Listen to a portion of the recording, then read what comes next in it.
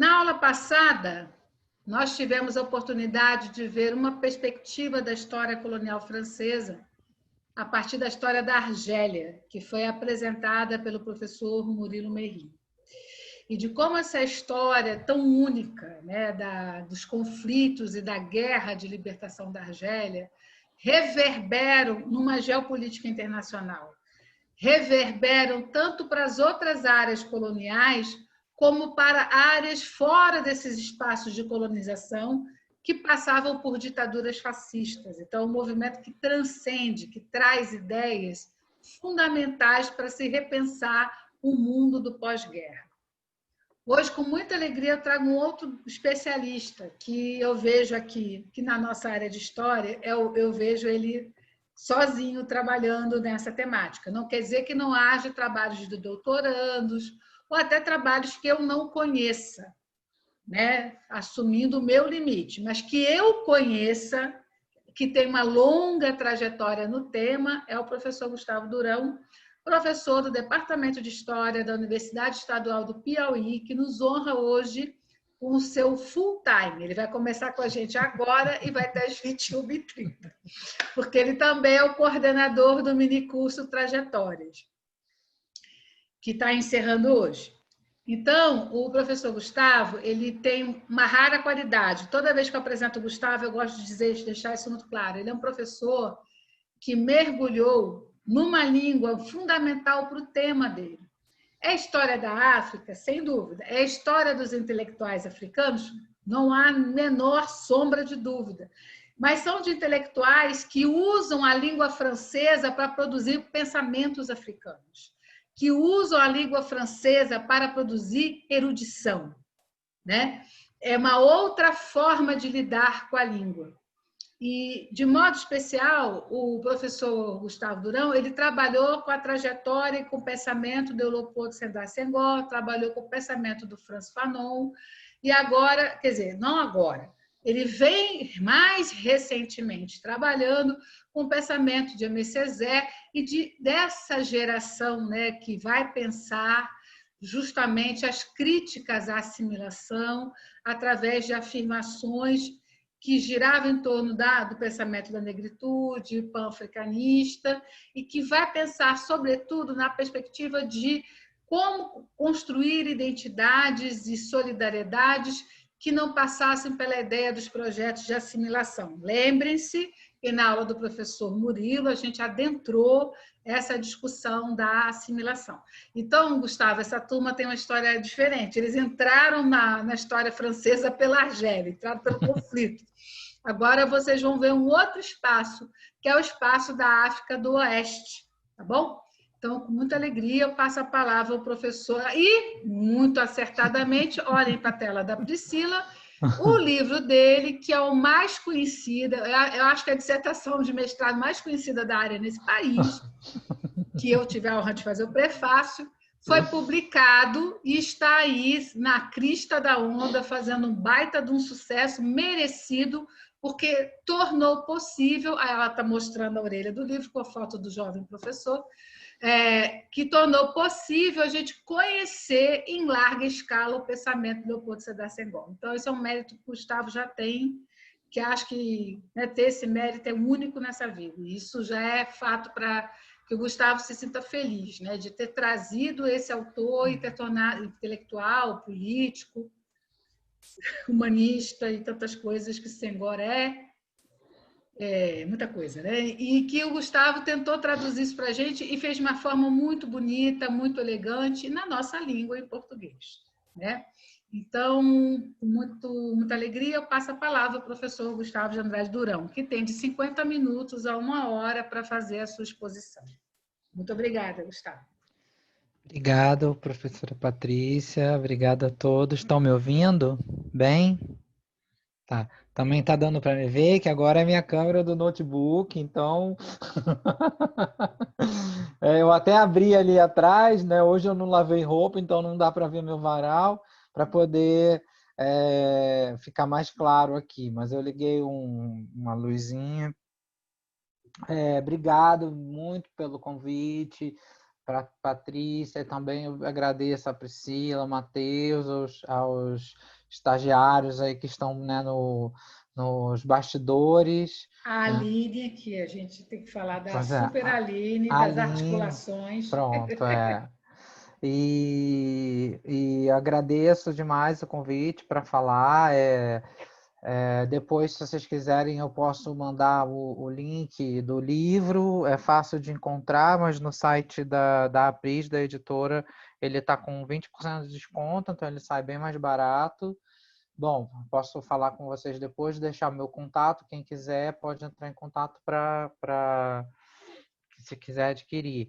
E eu fico muito feliz de estar aqui. Eu vou falar porque a minha primeira palestra, meu primeiro encontro fora Unicamp foi na Unifesp, em 2008, há 12 anos atrás. Eu fui convidado pelos alunos da filosofia para falar sobre filosofia africana, porque o professor da filosofia da Unifesp, ou sei lá, onde falou que não existia filosofia africana, que não existia, que era uma abstração, que não combinava filosofia e africano na mesma sentença, né? E aí foi legal que os alunos se Aí os reuniam. alunos, a coisa chegou a mim, eu indiquei o professor Gustavo. Pois pronto, aí foi um encontro muito legal, foi uma experiência muito boa. Você já faz assim 12 anos só, né? Então a gente está voltando, estou voltando aí remotamente para falar com vocês, outra galera, né? Outra geração, mas aí já aproveitou aí a professora Patrícia muito mais e essa renovação intelectual, historiográfica que a gente teve. Na semana passada foi o Murilo que falou.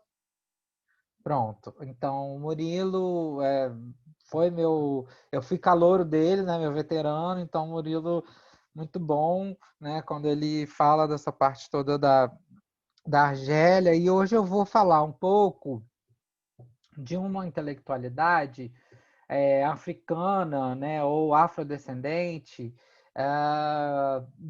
De origem senegalesa, que é o Sangó, né? E antilhana, ou seja, da Martinica, que é o M. Césaire. E aí eu vou fazer igual eu fiz da outra vez, só que vai ter. Eu vou pedir depois para a Priscila botar o PowerPoint, por favor.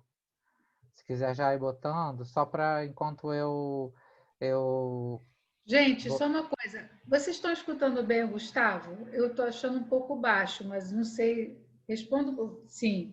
Então sou eu mesmo. É problema do meu aparelho. Está todo mundo escutando bem, tudo bem. Professor Gustavo, eu posso compartilhar aqui. Você mandou em qual grupo para mim? É... Na Desculpa. verdade, eu mandei para a Beatriz o PowerPoint. Ah, então deve ser ela que vai compartilhar. Pois é, ela tá aí? Beatriz, você está Tá online? aqui, Tá, tá então. Ah, aqui. Beatriz, mais uma vez você é meu anjo, salvando a pátria. Melhorou, Patrícia? Melhorou o som? Eu aumentei aqui no meu computador, porque eu acho que podia estar baixo. Por e-mail, Gustavo. Hã? Mandou por e-mail? Não, foi pelo WhatsApp naquela outra aula. Gente, Bom, tá, foi compartilhado. Vamos resolver aqui, só um momento.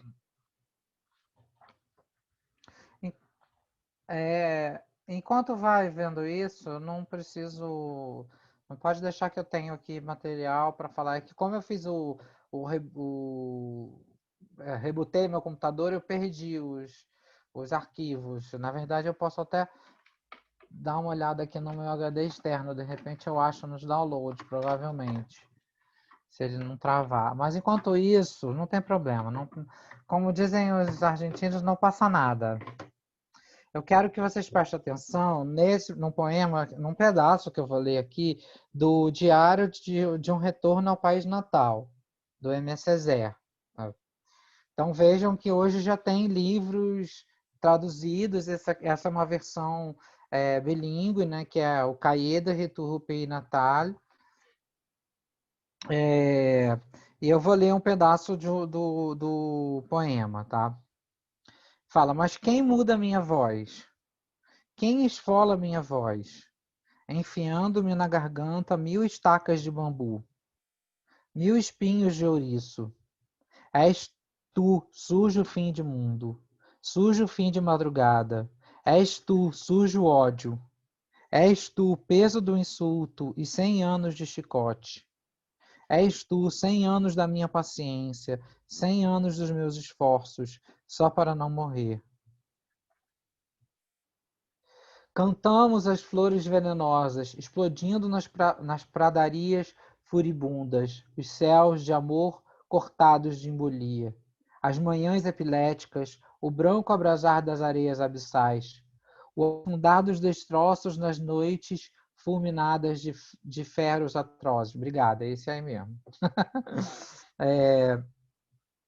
O que posso?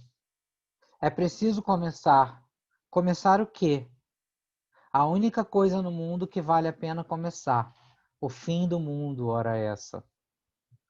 Torta, ó torta do terrível outono, onde brotam o aço novo e o concreto vivaz. Torta, ó torta, onde o ar se enferruja em grandes placas de alegria malsã, onde a água purulenta sulca as grandes faces solares, eu vos odeio. Vêm-se ainda com panos sobre os rins, mulheres com argolas nas orelhas, sorrisos nos lábios, crianças aos seios e outras coisas que calo. Basta desse escândalo. Bom, ele continua, né? Lindíssimo o poema do MC Zé. O MC Zé, esse que está aqui à direita, tá? Para vocês verem o vermelho. Na tela vermelha. Pode passar mais um, por favor. Quem é que está passando? É a Priscila? Ou é a Beatriz? Sim, é Pri. Priscila. Obrigado, Priscila. Eu trouxe esse poema, antes de começar propriamente dito, eu trouxe esse poema, que ele é o poema onde aparece pela primeira vez a palavra negritude, tá? E aí, vocês vejam aqui nos objetivos que eu coloquei, é negritude, com um acentozinho, né? Mas nossa, que coisa, por que eu não vou falar negritude? Foi difícil explicar para o pessoal da editora que era negritude, não era negritude, né? Mas por que fazer essa diferenciação? Porque a palavra surge do francês e a gente apropriou. Então, a minha pesquisa no mestrado, né, 10 anos atrás, foi justamente entender como esse conceito se torna o que a gente viveu, porque eu fui muito influenciado pela história dos conceitos da parte do Kozelek, né, da PUC, do Rio, que os conceitos eles trazem um ideário, né? E aí a gente pode pensar, como o Pocock fala, um ideário político desses conceitos. Então, as palavras têm um peso político, e aí a cultura e a política estão sempre ligadas, não necessariamente separadas como a gente separa, né? A cultura para um lado, política para o outro, né? Então, eu vou apresentar rapidamente a trajetória desses intelectuais, nem tão rápido assim, vou fazer bem devagar. Vou apresentar um pouco desses percursos da negritude, dos dois pensadores.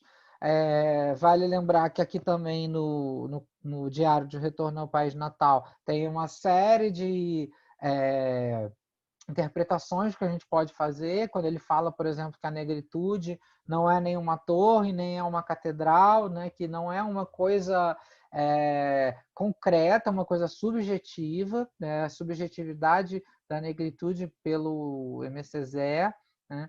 E abordar um pouco também da pós-colonialidade e o panafricanismo nessa perspectiva da diáspora africana.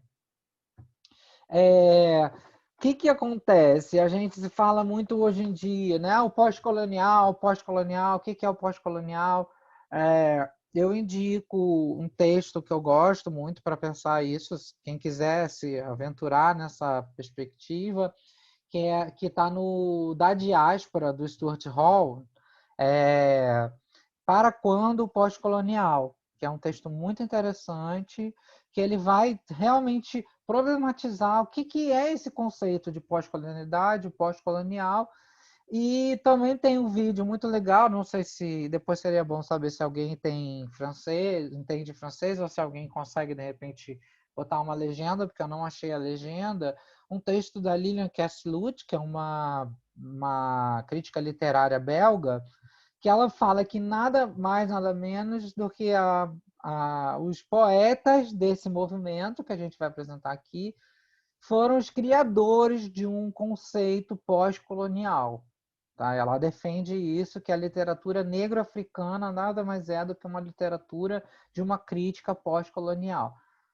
E aí eu vou falar mais no final, mas só para deixar claro que o pós-colonial não quer dizer necessariamente, né, acabou a colonização, então agora é o pós-colonial, que é um conceito muito mais complexo, que está ligado aos estudos subalternos, que eu vou falar no final. Isso é só para vocês ficarem assim, né, pensando, nossa, quanta coisa, né, que realmente tem muita coisa, gente. Eu mesmo pedi um livro outro dia que eu queria ter apresentado, lido aqui antes, para vocês, mas não é minha culpa, a Amazon não mandou entregar ainda, que é Sangora e o Movimento da Negritude, em francês. Então, assim, sai muita coisa em francês, muita coisa em espanhol, toda hora sai um livro novo. E, assim, da filosofia, da literatura, da sociologia.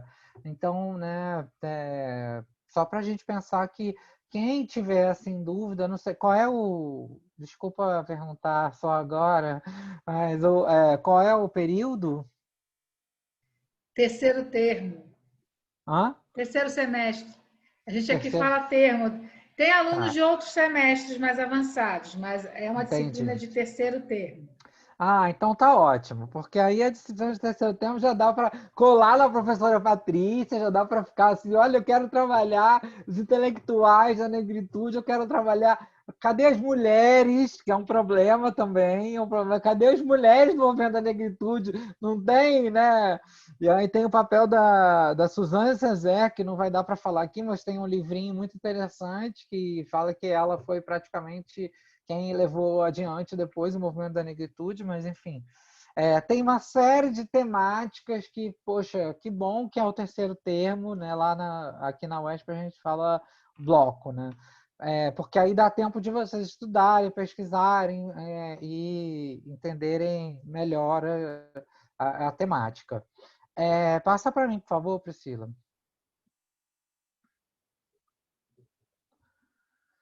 Então, como eu falei, né, o campo literário acabou pegando os pensadores negros, é aquilo que a gente fala hoje, que a gente fala da representação, da identidade, né? Eu não me represento na academia. A gente vai lá estudar quem foram os grandes nomes da literatura brasileira, né? Machado de Assis.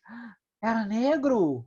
Machado de Assis era negro? Aí a gente fica, sabe, tem uma identificação, entendeu? Assim, não, tinha, né? Eu falei na aula outro dia, tem um pensador, um historiador norte-americano chamado Carl Degler, que ele fala que no Brasil não tinha preconceito, isso na década de 70, que ele explica. Porque tinha o Machado de Assis escrevendo, tinha o André Rebouças, que era engenheiro negro.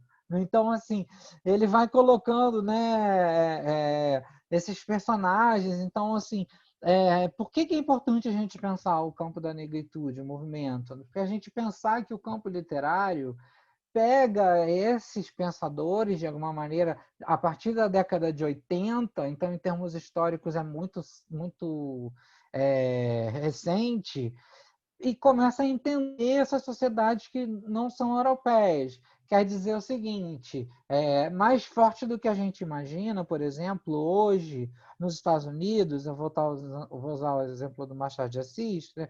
O pessoal nas universidades está estudando Machado de Assis. Né? O pessoal nas universidades começa a estudar Monteiro Lobato. A gente hoje em dia, se você for em qualquer lugar do mundo perguntar um escritor brasileiro, todo mundo vai falar um Paulo Coelho. Não, Paulo Coelho, mas pelo menos o cara tem bons tradutores e tal. Mas o que isso quer dizer com isso? Que a literatura, o campo literário, ele tem uma série de coisas que vão deixar a gente pensar e refletir sobre essa representação de outras realidades nacionais, né? Eu não sei como é que é a dinâmica na Martinica, mas lendo o Diário de Retorno do País Natal, eu consigo ter mais ou menos uma ideia do que ele coloca, né? Da ambiência, do preconceito, das elites, da separação. Então, assim, é mais ou menos essa ideia que eu queria colocar.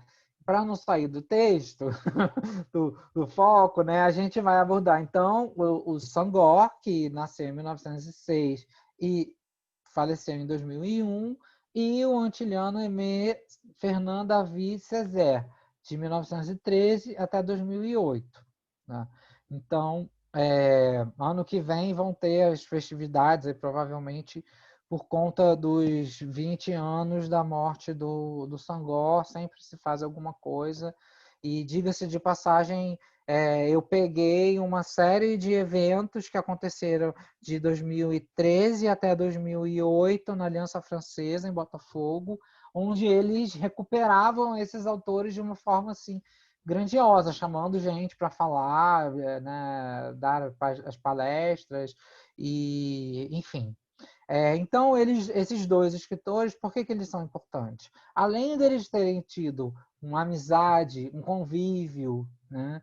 E aí eu vou fazer também só divulgação, quem quiser ver, não sei se tem lá na biblioteca, Patrícia, mas esse texto aqui, Pensamento Africano no século XX, do José Rivair Macedo, é muito interessante que tem cada capítulo sobre um pensador, e o primeiro capítulo eu falo sobre o Senghor. Então, né, de uma maneira assim que eu vou reproduzir ele um pouco aqui, mas assim, pensando que eles estavam num ambiente de opressão colonial, que eles estavam em um ambiente de várias questões ali psicológicas acontecendo, que eu vou falar um pouco, mas que eles fazem uma representação, era esse ponto que eu queria falar, né, da história como representação. Eles fazem uma representação do ambiente,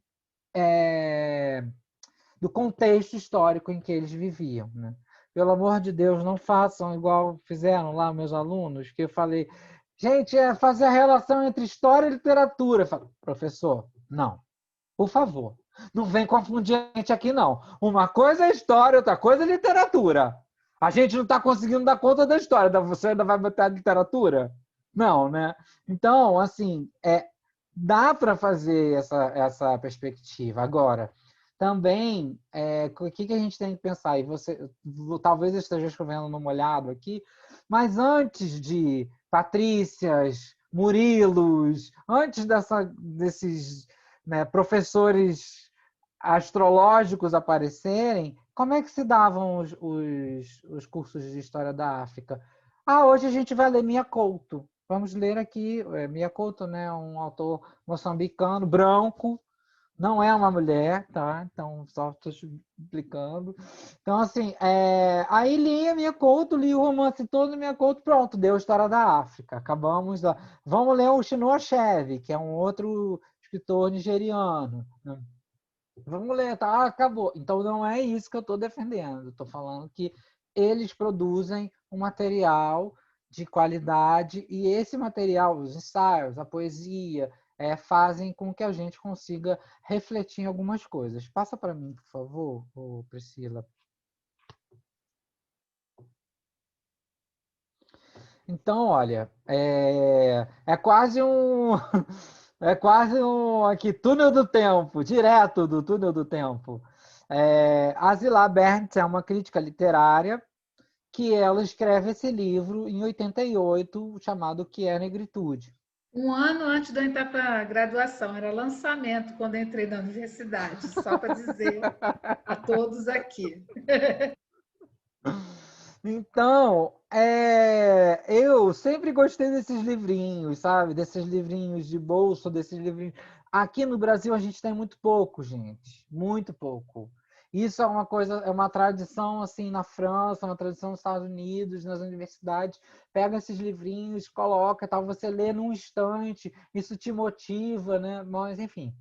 Esse livro, se vocês puderem dar uma olhada, ele é bem legal, mas ele é um apanhado bem geral do que é negritude, vai desde a abolição da escravidão no Brasil até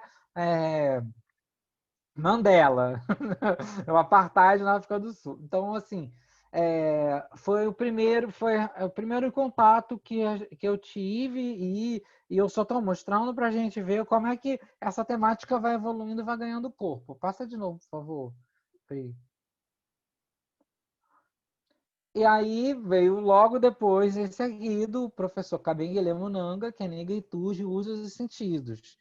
Eu, particularmente, gosto mais dessa versão de 88, porque nessa versão ele não fez tantas modificações. Aí agora, em 2008, ele fez uma nova versão, se eu não me engano, pela Autêntica, e aí ele modificou, reduziu e tal.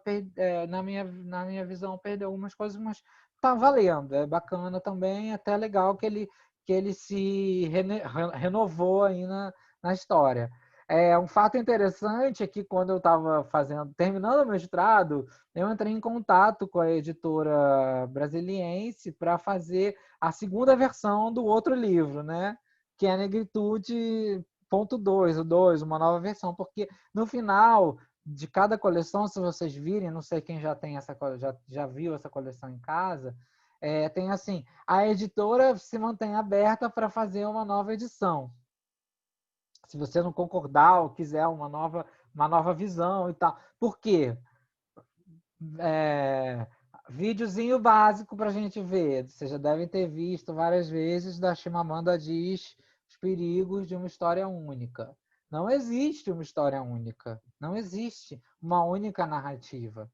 Então, eu me propus a escrever um segundo volume. Aí a resposta do editor, não, esse assunto já está batido. Esse assunto não interessa. Mal sabe ele que depois de 10 anos a gente já está vivendo um negócio que a gente tem que agora explicar por que é raça importante, por que é importante falar de raça, né? Principalmente nas humanas, ciências humanas, mas enfim. Passa para mim, por favor, Priscila. Só para dizer também que esses dois livros eles fazem, obviamente, uma continuação, uma comemoração dos 100 anos da abolição da escravidão. Então, eles têm uma perspectiva nacional, obviamente, da gente pensar a negritude em si, né? Então, o conceito de negritude foi imprescindível para a compreensão dessas trajetórias intelectuais e nessa breve apreciação aqui a gente vai mostrar a importância da análise de alguns desses escritores, não só para entender o pós-colonial, mas também uma perspectiva de pan-africano. Tá? O pan-africano vai ser só um rasguinho, porque vai sair depois do meu livro continuação, doutorado, e aí vocês vão poder entender melhor. Passa para mim, por favor, Priscila. Bom, antes de entrar... Não, tá, eu vou deixar para quando... Essa parte não dá para falar, que eu tenho uma coisa separada aqui. Na verdade, o Senghor, eu não vou ficar lendo para não ficar chato, o Senghor, ele se apropria de alguma maneira de uma parte do movimento. Olha, vejam que rico. No começo do século XX, a gente tem os movimentos artísticos e um movimento que foi designado de primitivismo. Na minha dissertação, eu trabalhei com vários aspectos da história cultural, mas também da história da arte, mas também da sociologia, porque, vejam, naquela época não se tinha tanto material quanto a gente tem hoje de pesquisa. Então, precisei ali abrir esse caminho, né? Então, a gente pega que até o começo, né, da primeira década do século XX até a década de 30, tem um movimento que é o primitivismo e tem um movimento que é o do tornar-se selvagem, que é uma releitura de Rousseau, uma crítica à colonização, à sociedade ocidental, né?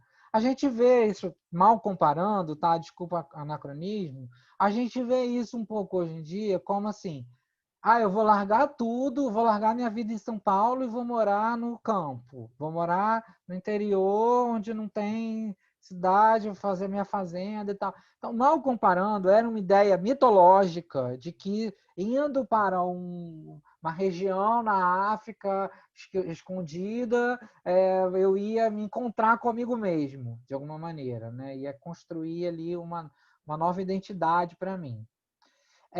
Então, na década de 30, começando a surgir essa elite que já percebe esses momentos artísticos, tá? Já percebe essas perspectivas culturais.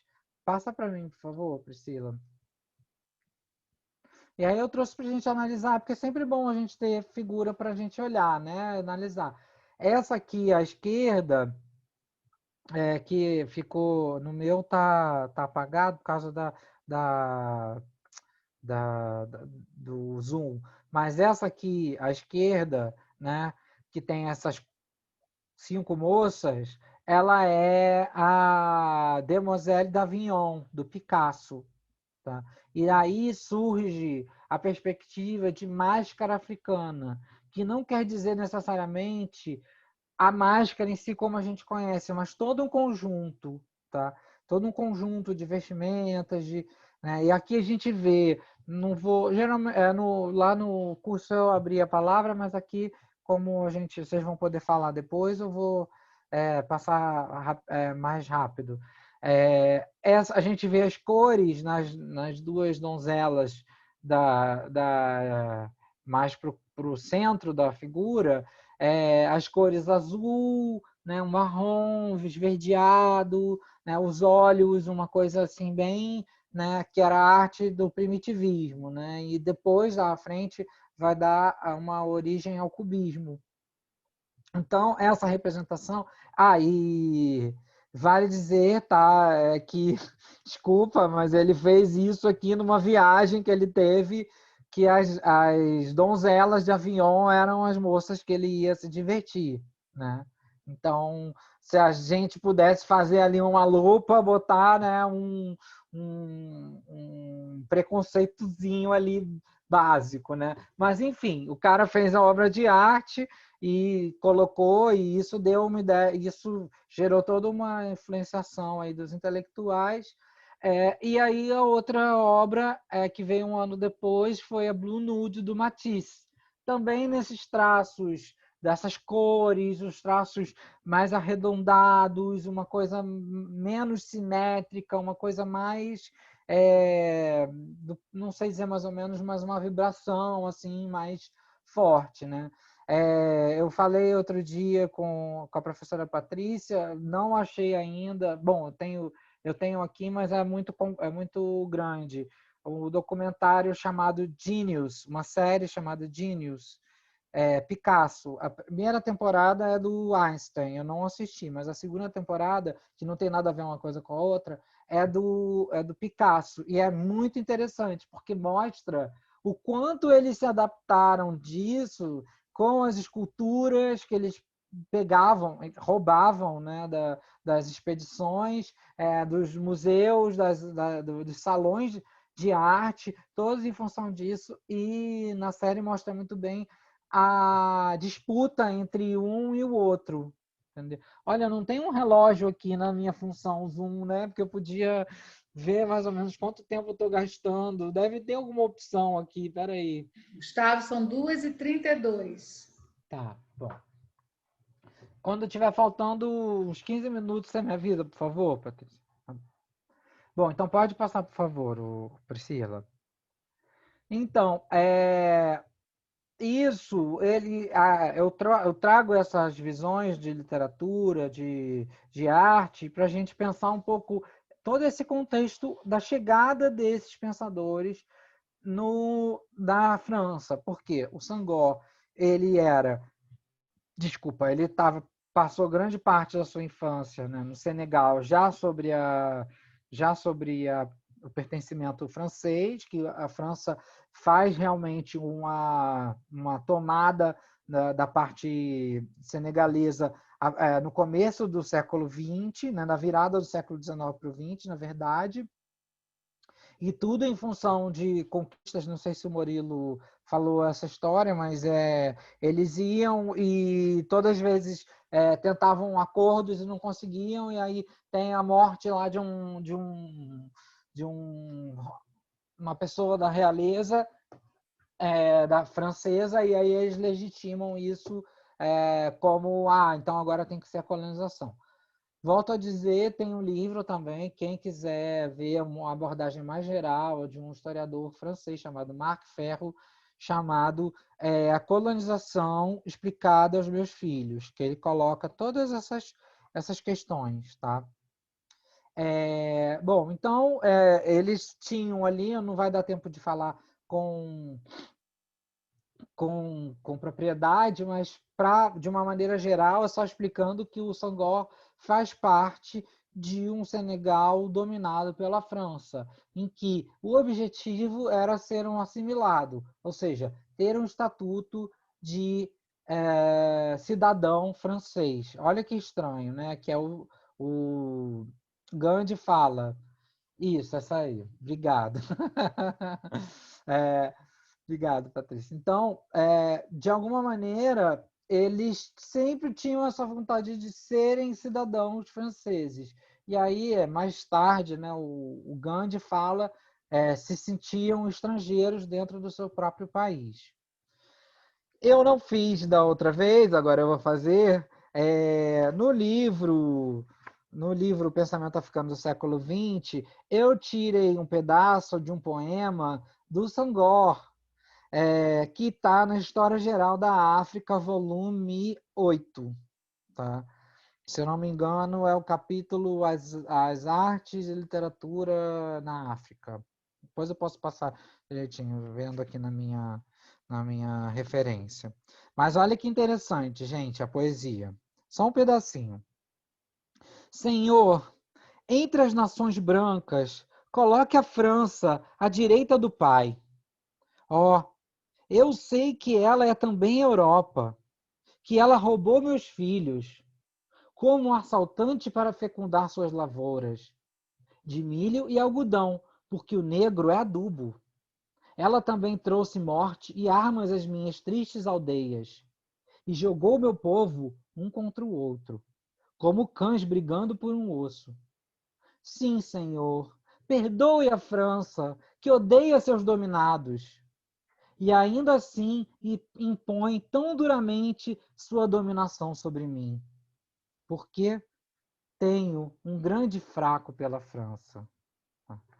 Então, a poesia do Senghor, que eu gosto, eu fiquei encantado quando encontrei. Vou dizer para vocês, acho que...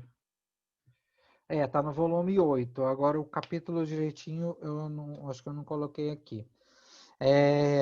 Vejam a ambiguidade, né, da poesia do Senghor. Ele está falando, né, que ele tem um fraco pela França. E essa poesia é de 65, tá? Essa poesia não é de agora, da década de 80, que é só... Bom, depois não vou perder a Lembrando que em cronologia. 65 a gente tem o acerramento da Guerra Argelina. Desculpa, Gustavo. E lembrando assim que a França tem posturas diferenciadas na Argélia em relação ao espaço da África do Oeste, né? Enquanto que na Argélia a história da violência direta, do ataque direto, né? Das expedições punitivas é como eu até falei na semana passada, né? Já se entra com coturno, né? Em cima da população. Até o comportamento das missões católicas é altamente agressivo. Estava contando para eles, Gustavo, que a Catedral de Argel, quando eu estava fazendo doutorado, eu tive que ler sobre o missionarismo francês e li um trabalho do François Renaud de 1971, do ano que eu nasci, que é uma tese que não se vence, é uma tese de 3 volumes. É quando se faz uma tese de quase... Essa tem 1000 páginas, é uma tese de 1000 páginas, a pessoa fica 10 anos fazendo doutorado, 300 mil artigos, não sei quantos mil arquivos. Então, ele fez essa tese e eu falava da Catedral de Argel. Hoje, Argel está mais ou menos... Essa catedral está mais ou menos no nível da rua. Mas, na época que ela foi construída, 1800, então, no final da década de 80 do século XIX, foi pintada uma espada na frente da igreja. Então, você sobe uma escada, você dá a escada, que a igreja ficava numa colina, que era para todo mundo ver, na cidade baixa e no bairro europeu. Você sobe e aí tinha uma espada pintada e uma frase em francês: Deus tenha piedade dos muçulmanos. Mas o recado era claríssimo. Além disso, no caso do missionarismo francês, e aí tem toda uma bibliografia que reforça isso, os padres tinham patente militar. Isso dá uma confusão imensa nos debates teológicos e missionários. Comboni, que eu estudei no mestrado e no doutorado, era um dos maiores críticos da missionação francesa, um dos maiores críticos de La Vigérie. Ele vai dizer: vem cá, você usa arma para quê? Para matar quem você vai converter? Você é militar, você celebra a missa e depois você vai lá e você fuzila quem você atendeu na missa. Então, quer dizer, não sei se vocês lembram que a gente conversou isso na semana passada, até o Enzo fez umas perguntas bem interessantes, se a população teria se rebelado. Teve várias rebeliões contra os missionários, contra a administração colonial.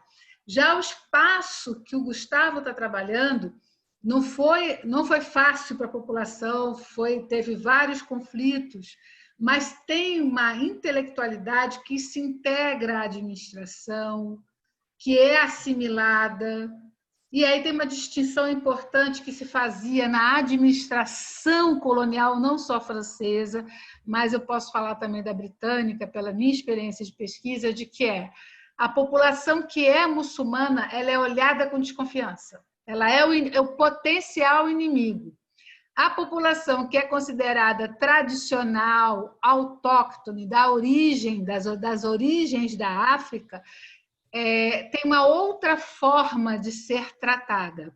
É um paternalismo extremamente violento, mas é uma forma mais de querer mostrar que o projeto de civilização dá mais certo com essas pessoas que não têm influência muçulmana do que com as outras que eram. E assim, é brutal. Você vê o que acontece, por exemplo, no Senegal, no mesmo período que está acontecendo na Argélia. A Argélia tem convulsão e o Senegal, no mesmo período, discutindo qual vai ser o futuro da francofonia. Na Argélia não teve discussão, foi para a rua, todo mundo quebrou tudo, queimou tudo, começaram a guerra de guerrilha contra os franceses. Então, só um pouco para a gente recuperar da aula passada. Obrigada, Gustavo. Passa para mim, por favor, Priscila. Eu vou tentar fazer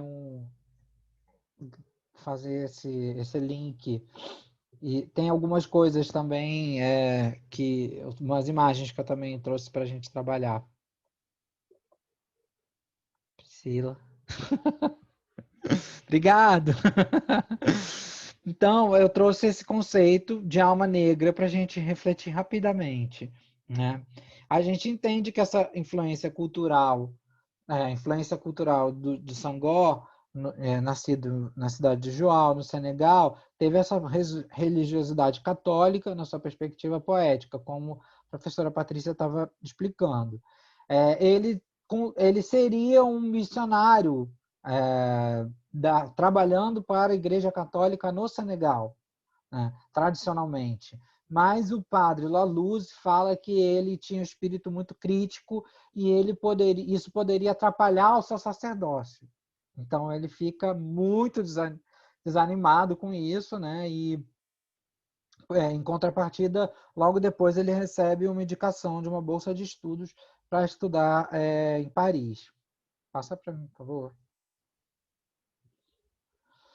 Então, não, acho que passou demais. Foi?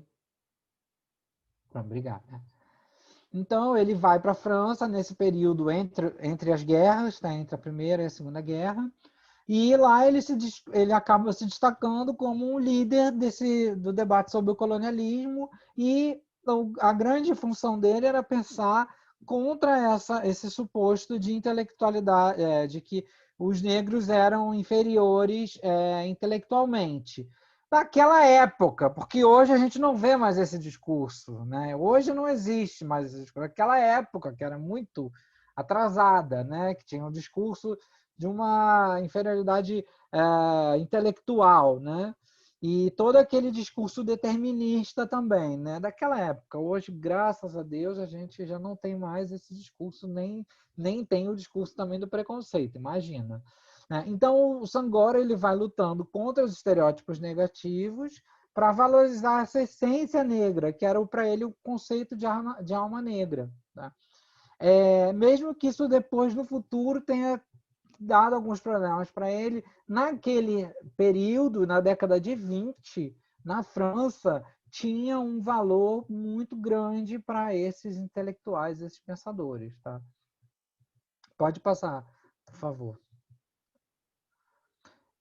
Sentavam-se à mesa no restaurante universitário, no ano de 1928, onde homens negros oriundos da Martinica e da Guiana vinham participar de um momento de confraternização na pausa dos estudos da cidade universitária de Paris.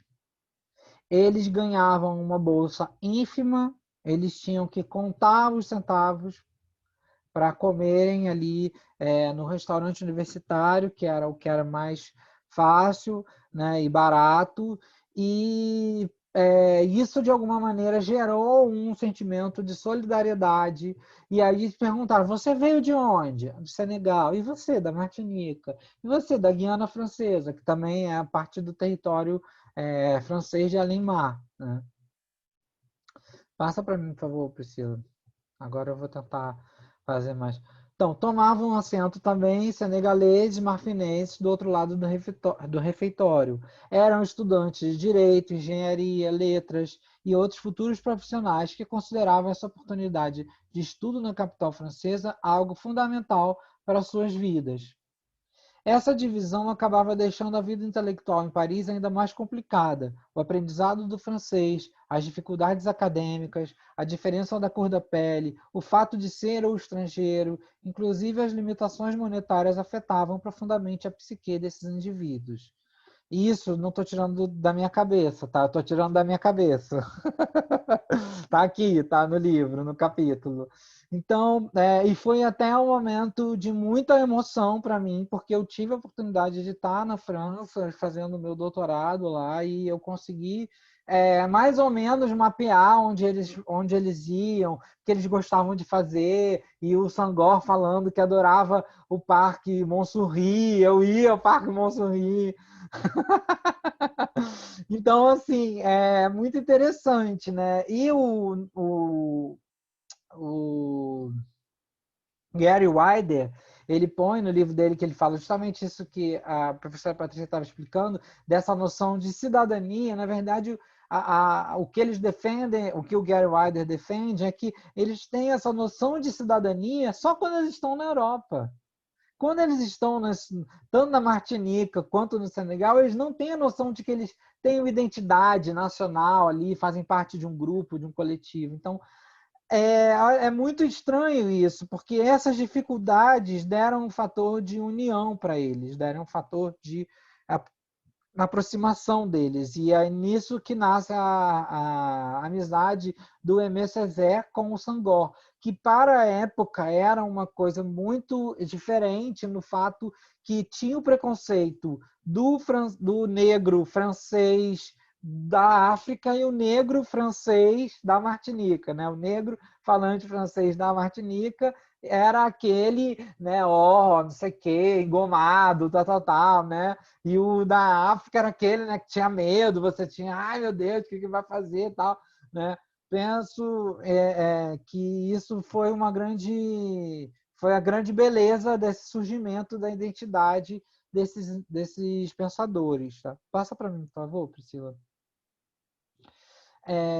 No artigo eu falo mais desse papel em relação ao Césaire, né, que na verdade tinha depressão, tinha muita dificuldade de estar ali, várias vezes ele pedia dinheiro emprestado, ele pensou em desistir, né? Então, assim, o papel de Sangor limitava-se a unir as mesas, chamar todos à mesma convivência, incentivar os grupos a viverem em cordialidade. A cor da pele era o primeiro fator de identificação, mas também havia as aspirações profissionais, as perspectivas em relação aos incentivos da colonização e mesmo as relações interculturais entre os países. Pode falar. Bom, obrigada, Gustavo. É o seguinte, é interessante ver, a Unesco fez uma publicação de homenagem às casas dos estudantes dos impérios, porque eram locais que esses jovens da experiência colonial francesa, da experiência colonial britânica, eles tinham oportunidade de se encontrar e elaborar o que acontecia com a situação deles ali, em promover de fato encontros filosóficos, literários, extremamente culturais, extremamente importantes. Eles tiveram um papel muito importante também de tradução de mundos, o que era esse espaço da metrópole, das metrópoles, e que era esses espaços de onde eles vinham, protetorados, colônias, áreas de influência. No caso do Sudão, um condomínio anglo-egípcio, uma situação única que não existiu em outro espaço da África, né? Então, era lá que se elaborava. Porque uma coisa é você ser filho de uma elite regional no seu espaço de poder. Outra coisa é quando você sai e percebe que você faz parte de uma geopolítica imensa, na qual o seu papel nitidamente é subalterno. E é subalterno até na forma como você está na universidade. Então, isso é impactante. Eu gosto muito de falar da vida desses estudantes, porque também lembra a vida de muitos de nós, que já fomos estudantes, de vocês que são estudantes, das redes de solidariedade que a gente tem que mobilizar nas nossas repúblicas, nas repúblicas que muitos de vocês moram nos Pimentas, em outros bairros, e estudantes de outras universidades também que vão assistir esse vídeo, né? Que esse vídeo vai para o Brasil todo, para quem fala português, enfim, né? Mas é importante a gente perceber a solidariedade dos movimentos estudantis, o quanto que os movimentos estudantis tinham um papel muito importante nesse processo do lugar do estudante.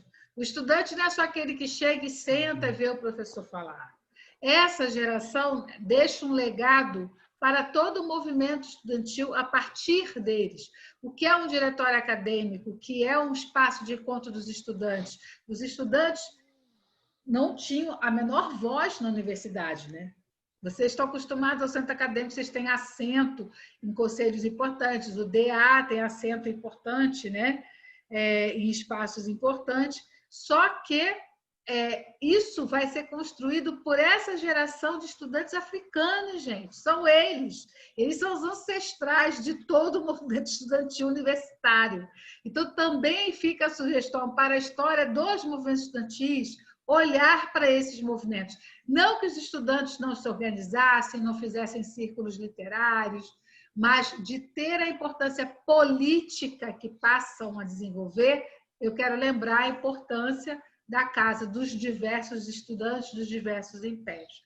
Para português, para a história do Império Português, tem a tese da Helena Joaquim Moreno, que ela já está para defender, sobre a história da casa dos estudantes do Império Português, que era em Lisboa, mas tem outras experiências aí também que a gente está falando, que é muito importante. Então, é muito bonito isso que o Gustavo traz, porque humaniza. São estudantes, eles constroem, essa geração constrói o lugar político de ser estudante. Isso é muito importante. Professor, a palavra é contigo. Obrigado, professora. Então, na verdade, uma das coisas que, quando eu comecei a estudar esse movimento da negritude, que eu falava e estava lá, e aí, professor, eles pegaram nas armas, mataram os franceses e fizeram a revolução, voltaram e fizeram a revolução no Senegal, na Martinica, é isso? Eu falei, não. Porque ninguém em sã consciência, estudando na universidade com a Bolsa FAPESP, vai falar mal dos pareceristas da FAPESP, entendeu?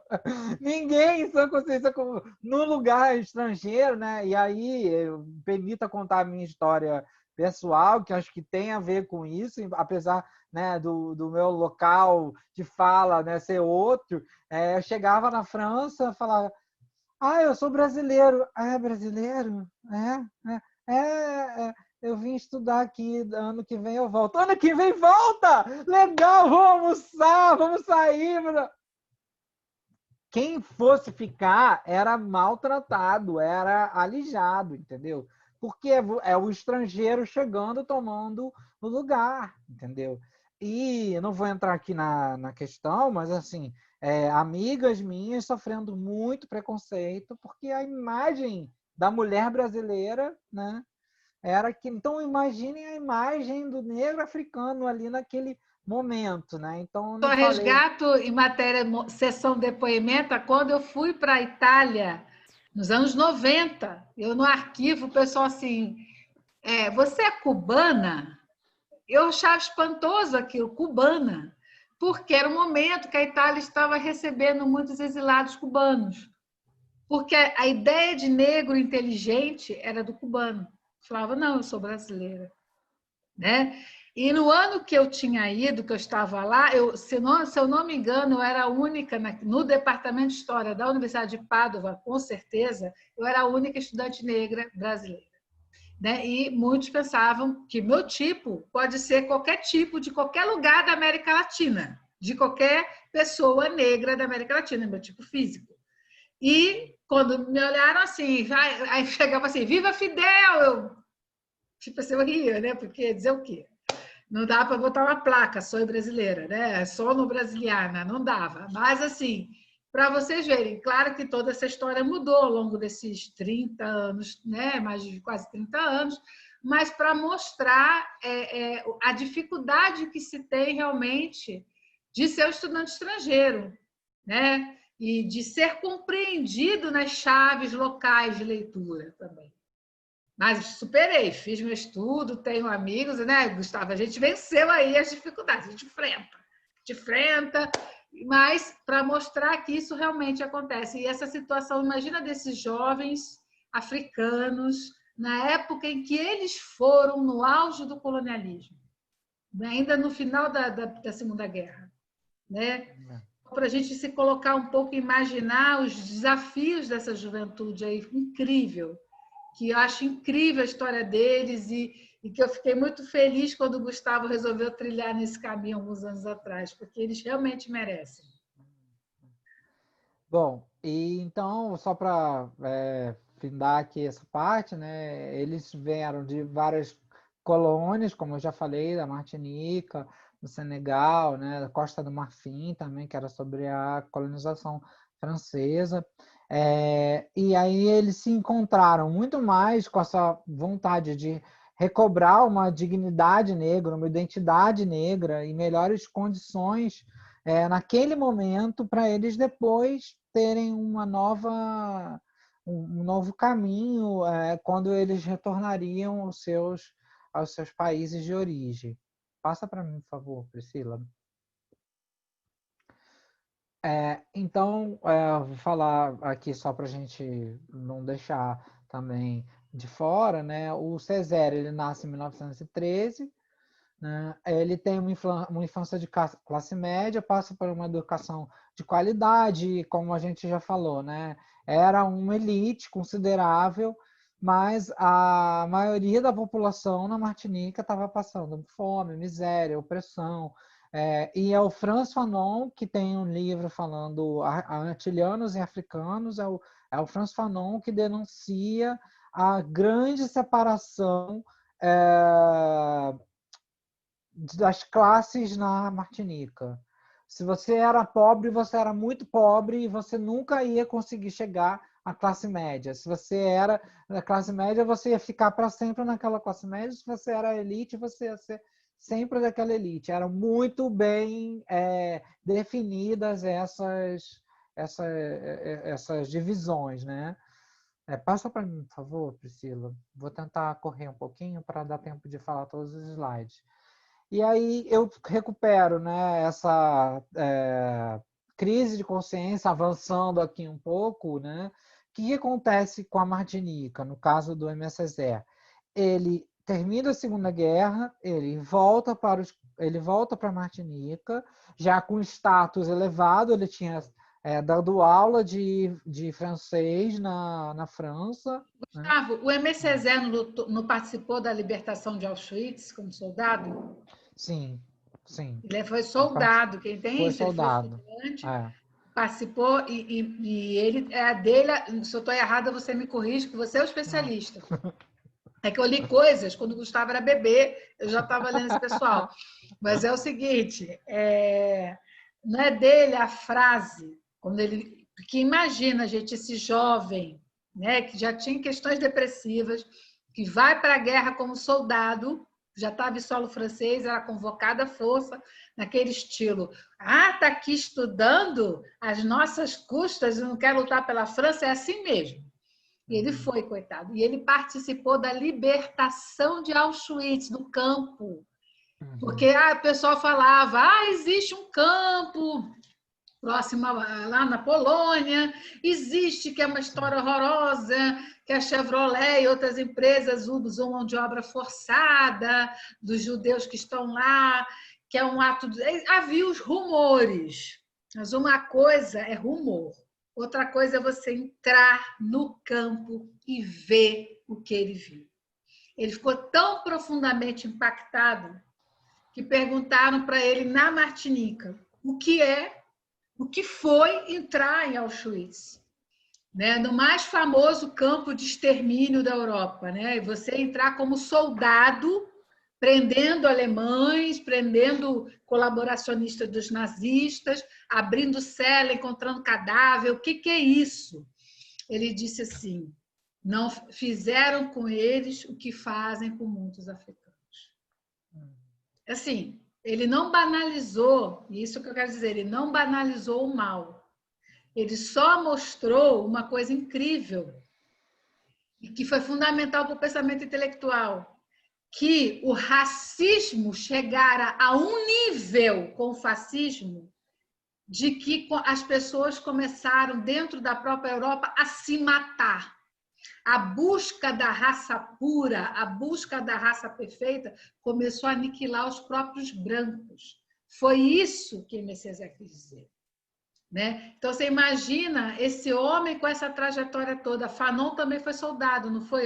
Se eu estiver Foi. errado, E ganhou a condecoração. Fanon foi ao contrário do Césaire. O Césaire foi professor e depois ele lutou na guerra. O Fanon não. O Fanon lutou na guerra e depois ele ganhou a bolsa da Cruz Vermelha com a Rouge, que aí ele pôde... Obrigada, obrigada. Mas acho que esses esclarecimentos... a gente está falando de pessoas que, sinceramente, eu admiro muitíssimo. Né? Eu admiro... Quando o Gustavo me conheceu novinho, ele já sabia que eu admirava esse pessoal. Né? Então, para mim, essa aula é uma alegria muito grande. Obrigado, para mim também. E, olha, vale dizer que esse é um dos poucos livros que tem, não sei se dá para ver, do Aimé Césaire. O professor Romualdo Foucault, que é hoje em dia redator da Presença Africana, e, se eu não me engano, ele dava aula na Sorbonne, uma parte da Sorbonne, né? Então, são pouquíssimas as biografias sobre o Aimé Césaire, só um adendo aqui. Tem essa e mais uma outra do Rafael Confiante, que é uma bem mais aberta, e tem a da Lilian Kesselut, essa aqui que eu comprei por 5 euros lá, que já estava de segunda mão, que é dos poetas de hoje em dia, né? Que aí ela pega a parte da história e parte das poesias também, né? Agora, que eu me lembre, tá? Só tem uma pessoa na Letras que estuda o Aimé Césaire, que eu me lembre, podem ter outras, tá? Que está fazendo o doutoramento. Letras de onde, Gustavo? Da UFSC. Da Federal de Santa Catarina. Isso, da Federal de Santa Catarina, Franciele, eu tenho contato com ela e tal. Só ela que estaria fazendo o doutorado sobre o Aimé Césaire, e a própria Nazaré Fonseca, não sei se a professora Patrícia já teve contato com ela, professora de letras da UFMG, uma querida, adoro ela. Ela falou para mim uma vez: Gustavo, minha dissertação era sobre o Aimé Césaire, e eu mudei para poder ganhar a vida. Eu mudei, eu fui para a África portuguesa, porque não tinha gente para debater, não tinha, né? Então, assim, vocês vejam a importância desse intelectual, tá? Então, eu vou dar um salto aqui rapidinho. Quanto tempo eu tenho ainda, professora? 10 minutos? Não, vamos negociar isso aí. 15. 15. 15, pronto, melhorou, porque ainda tem muito slide. Eu vou contar 15. rapidinho essa parte aqui de 58, Eu estou dando dando desconto porque eu te atrapalhei. Eu falei junto Não, contigo. não, você está contribuindo. Então, só para a gente organizar as ideias, né? Eles tiveram a colonização nos seus países, vão estudar na França, constroem as suas carreiras, consolidam as suas carreiras lá, vão lutar na guerra a favor da França, né, nos batalhões para os soldados negros, especiais para os negros. Só tem um livro, né, no intervalo, eu vou pegar aqui para ver, só tem um livro que eu tenha conhecimento até hoje sobre os campos de concentração para os negros, e é de um jornalista. Então tem algumas informações que eu fico meio assim, fico de onde ele tirou, de onde é que, né? Então a importância da gente ver as fontes, de onde está, tal. Bom, e eles voltam para os seus países com essa ideia de negritude, de identidade cultural, né? De que eles têm beleza, de que eles têm poder para mudar, para modificar, né, a situação.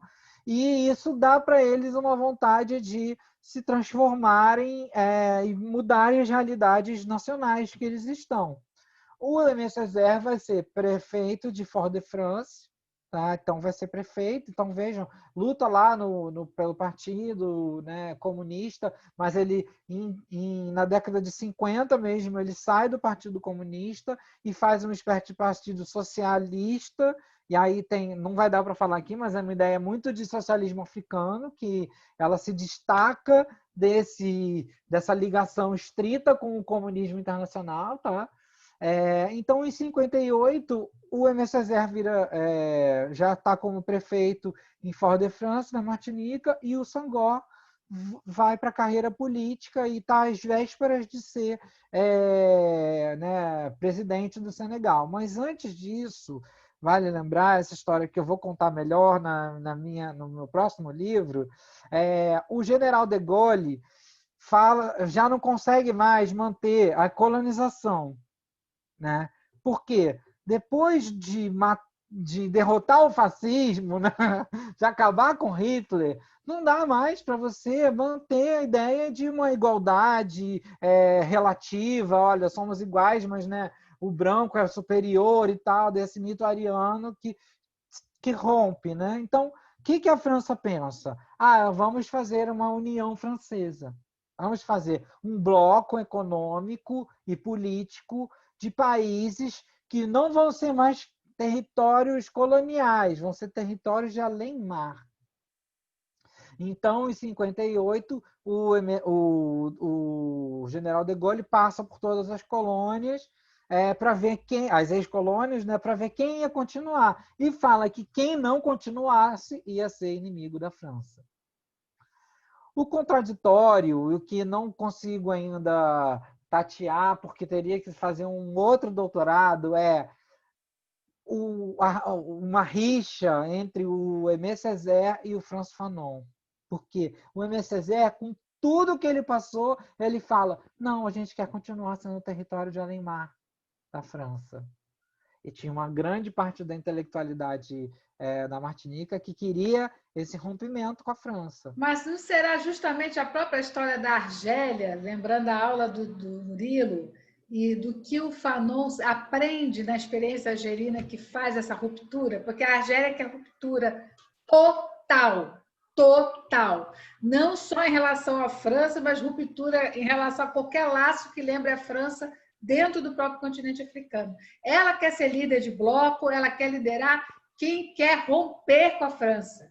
A Escola de Argel vai formar todos os militantes dos movimentos de libertação nacional das áreas controladas pelos portugueses. Amílcar Cabral, Samora Machel, Agostinho Neto, esse pessoal todo passa pela Escola de Argel. E acho que o projeto do Fanon e da Escola de Argel não tem nada a ver com essa fala, vamos nos manter unidos em função da nossa francofonia, que não é serviçal, que não é subserviente, mas é essa capacidade que a gente desenvolveu né, de usar o francês para os nossos fins. Só que para a Argélia, não tem negócio com o francês para nada. Não sei, você que é especialista pode me dizer, mas é um pouco por aí, assim, raciocinando. Um dos fatores é esse, professora. Um dos fatores, com certeza, foi a radicalização do Fanon, numa perspectiva de rompimento. E a outra perspectiva é que o Aimé Césaire ele buscava uma acomodação, de alguma maneira, né? Com essas realidades, porque ele viu o que aconteceu, por exemplo, com a Guiné, com a Guiné-Conakry, que quando não faz parte da União Francesa, declara que não faz parte da União Francesa, médicos, advogados, doutores, todo mundo sai, as instituições ficam depredadas, eles põem abaixo a Guiné, porque falam, não é mais colônia francesa, então acabou-se. Né? Então isso, de uma certa maneira, pode também ter tido, né? E o David Macy, no livro que ele tem, na biografia do Fanon, ele fala que o Aimé Césaire também continuou adotando o mesmo estilo literário que o Senghor. Então, de alguma maneira, ele acabou ficando naquela perspectiva ainda de identidade, negritude, de um debate, um diálogo com a França. Por quanto que o Fanon, né, a geração que vem depois, faz esse rompimento. Passa para mim, por favor, Priscila, só para eu ter uma noção. Acho que não vai dar para falar de todos, mas acho que eu vou pular essa parte, professora, porque senão vai ficar muito complicado. Posso passar os lá? Obrigado, pronto. Isso que eu queria chegar. Para a gente continuar vendo essa questão da ligação, né? Essa é uma iconografia da década de 30, tá? Hino à França. Incrível essa imagem, incrível, Gustavo. Hino à França. Ó França, nossa mãe, sem esquecer, seca as tuas lágrimas. Teple, seca o teu choro. Então, assim, né, o cuidar, né, essa coisa, né, da subserviência ali, né, isso aqui é uma representação de um atirador senegalês, tá, de um jovem atirador senegalês, então a parte da igreja também, né, representando aí a França. Para ser sincero, eu acho que essa imagem eu trabalho no meu doutorado, se não me engano, eu faço a ligação com o texto. Mas é só para a gente ver a força. Eu nunca vi essa sua imagem no mestrado, deve ser no doutorado mesmo. Passa para mim, por favor, Priscila.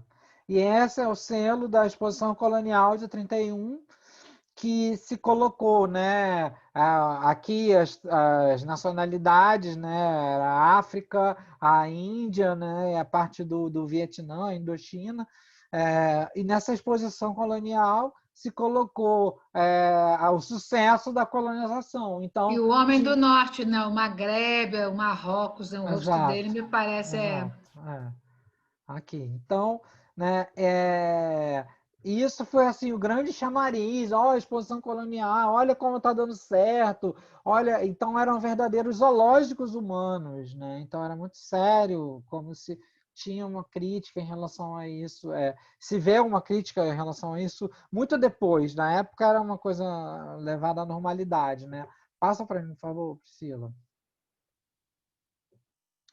Então, aqui, eu já falei um pouco disso. Só um instantinho, Gustavo. Essa questão das exposições universais que a França inaugura, mas não só a França, a Itália vai fazer exposição universal, a Inglaterra faz exposições, mas o que eu queria chamar a atenção é que 5 anos antes você tem a Exposição Universal Vaticana, de 1925, que tem um rapaz que estuda, que eu li o doutorado dele, eu fui da banca, que é essa ideia de exibir o mundo missionário, exibir pessoas, exibir mesmo, exibir como se exibe as feras, os animaizinhos nos zoológicos, tá?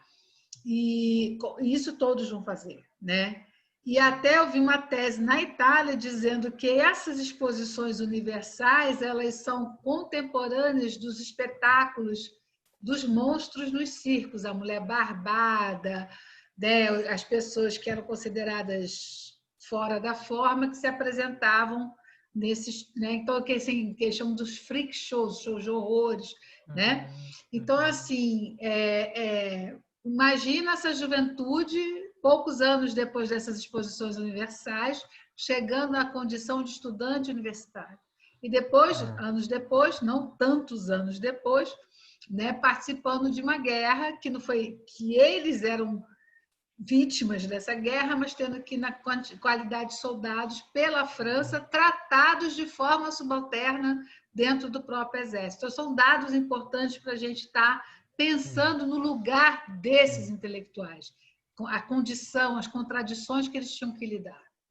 O professor da Federal Rural do Rio de Janeiro, professor Alain Cali, defende que, de alguma maneira, quando se lutou na guerra, na Segunda Guerra, e viu o branco morrendo, se pensou, caramba, eles morrem, né? Eles são frágeis, eles são fracos, eles não são superpoderosos, né? Então, na perspectiva sociológica, ele vê isso. Essa parte aqui eu vou pedir para a Priscila pular, que é uma parte que eu já falei um pouco, e está no capítulo da dissertação, do livro. E também aqui... Desculpa. Está me ouvindo agora? Pronto. Então, que você colocou? Só para a gente já caminhando para o fim, tá? Qual é o maior problema da negritude enquanto conceito para a gente pensar aqui? É que ela foi foi sim algo filosófico, literário, um movimento que impactou nessa formação dessas identidades intelectuais, e eu arrisco dizer, deu o substrato, deu a base, deu os pilares dos movimentos, como a professora Patrícia falou, de Frantz Fanon, das perspectivas Frantz Fanon, das perspectivas de Amilcar Cabral, das perspectivas de Thomas Sankara.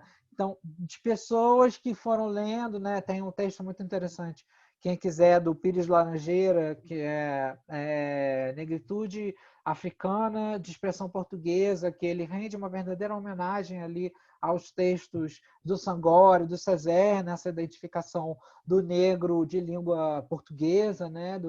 Dessa década de 60, 70, que impactou ali na transformação deles. E aí a maior crítica também, se vocês forem vendo o livro da Berndt ou do Kabengele Munanga, tem a parte toda lá das críticas. Uma das maiores críticas é a do Sartre, né, que faz o prefácio, que é fácil de achar, o Orfeu Negro, tá na internet, tá, onde ele fala, elogia muito o Sangor, o Césaire, nessas perspectivas literárias, e faz essa ligação da luta marxista, da luta do proletariado com a luta do negro, com a luta do racismo. Tá? Passa para mim, por favor, Priscila. Estou sem noção se falta muito, falta pouco. Não, faltam 5 slides? Bom, também vou passar, então pula também essa parte, por favor. E aí acho que... eu quero essa parte. Só para a gente ver que, apesar das críticas e do que se colocou, né, tem o movimento da negritude, ele se baseia nas obras literárias, tá? A primeira, a mais conhecida, foi Estudante Negro. Afirmou a prioridade do primado da cultura. Para nós, a política não tinha um aspecto da cultura, quanto na Legítima Defesa, que foi a revista que foi anterior. Ela sustentou que a revolução política devia preceder a revolução intelectual, revolução cultural. Ela não seria possível se não se conseguisse uma mudança política radical. Então, a Lilian Kaslut pontua algumas coisas e volta a dizer a importância da pesquisa nessa temática, que eu posso dizer sem Mentira nenhuma, que eu só vi assim a pontinha do iceberg, ainda tem muita coisa mais lá para trás assim disso, que ela, Castellucci, por exemplo, pontua isso, a carta do Sangor. Mas qual é essa carta? Quem teve acesso, né? Só ela. Então, e aí o César aponta, né, que na verdade Castellucci, eu não vou conseguir ler o final que está aqui, mas eu vou ler Time Metafísica. Sem dúvida, tudo isso que aos nossos olhos de jovens estudantes da época, Leopoldo Sangor, Leon Damas e eu mesmo, mais tarde, a Aline Diop, que foi que fundou a Presença Africana, é que tudo significava e significa aos olhos dos sobreviventes do grupo a palavra por vezes desacreditada, por vezes desgastada, mas de toda maneira uma palavra de emprego e de manejo difíceis, a palavra negritude. A negritude, aos meus olhos, não é uma filosofia. A negritude não é uma metafísica. Não consegue subir um pouquinho? Gustavo, Oi. Gustavo, dá licença. Oi. Não consigo subir, mas eu posso ler para você. Mas tenta subir só um pouquinho Não para tem como ver. subir, porque Não, então ela deixa. tela cheia. Eu posso ler Então, um parágrafo. então lê, por favor. É bom que você É interage. Obrigada. À vontade, que isso. Você quer que eu leia mesmo? Tudo Quero. bem? Tá. A negritude não é uma metafísica, é uma maneira de viver a história dentro da história. A história de uma comunidade cuja experiência parece, em verdade, singular, com suas deportações de populações, seus deslocamentos de homens de um continente a outro, suas lembranças distantes, seus restos de culturas assassinadas. Poxa, Lembrou parte muito que... epistemicídio essa parte. Exato. E olha, não vai dar para falar aqui, mas o MSZ, a preocupação dele maior, obrigado, Priscila. A maior preocupação do MSZ era a alienação. Ele lutava contra a alienação cultural. Por quê? Para você. E aí, mais tarde, olha só, como de alguma maneira o Fanon leu e desenvolveu mais isso. A cultura é a base de uma sociedade, é a base de uma nação. A Amílcar Cabral, mais à frente, vai falar que a cultura, o que é quando você mexe na terra? É a cultura da terra. Então, a cultura é o que você tira da terra, entendeu? Então, para usar uma simbologia para o pessoal que trabalhava na terra, o Amílcar Cabral falava que era preciso a cultura como a cultura da terra, como a cultura do vegetal, né, do animal. Então, assim, interessantíssimo a gente ver que a melhor maneira de se destruir uma civilização, uma população, é apagando a sua cultura. Fala, professora. Lembrar que esse contexto, né, essa coisa de ser velho, é bom que às vezes a gente conhece outras histórias também. Que a gente já chega naquela fase do contador de histórias, né? Mas é interessante lembrar que é um contexto histórico da Revolução Chinesa. E a Revolução Chinesa trazendo essa ideia de que você precisa conhecer o mundo rural, de que a África e a China têm interfaces, porque o mundo rural é muito importante. E não me lembro exatamente para quem o Mao Tse Tung perguntou, acho que foi para o Amílcar Cabral, que o Amílcar foi todo, né, todo inteligente, maravilhoso, fantástico, agrônomo, né? Foi lá para a China, a primeira pergunta que Mao fez: você quer fazer revolução? Quer lutar pelo povo da Guiné? Quantos bois tem na Guiné? Não sei. Volta para lá e conheça a realidade do mundo rural, de fato, e descubra. Porque uma pessoa que quer fazer revolução tem que saber quantos bois tem. Né? E olha que ele está falando da China e a Guiné. Mas ele perguntou quantos bois tem na Guiné. Né? Uma história famosa que eu ouvi de uma professora falecida que eu amava, que amei profundamente, que me ensinou muito a pensar essas articulações geopolíticas Ásia e África, que era a Maria da Linhares.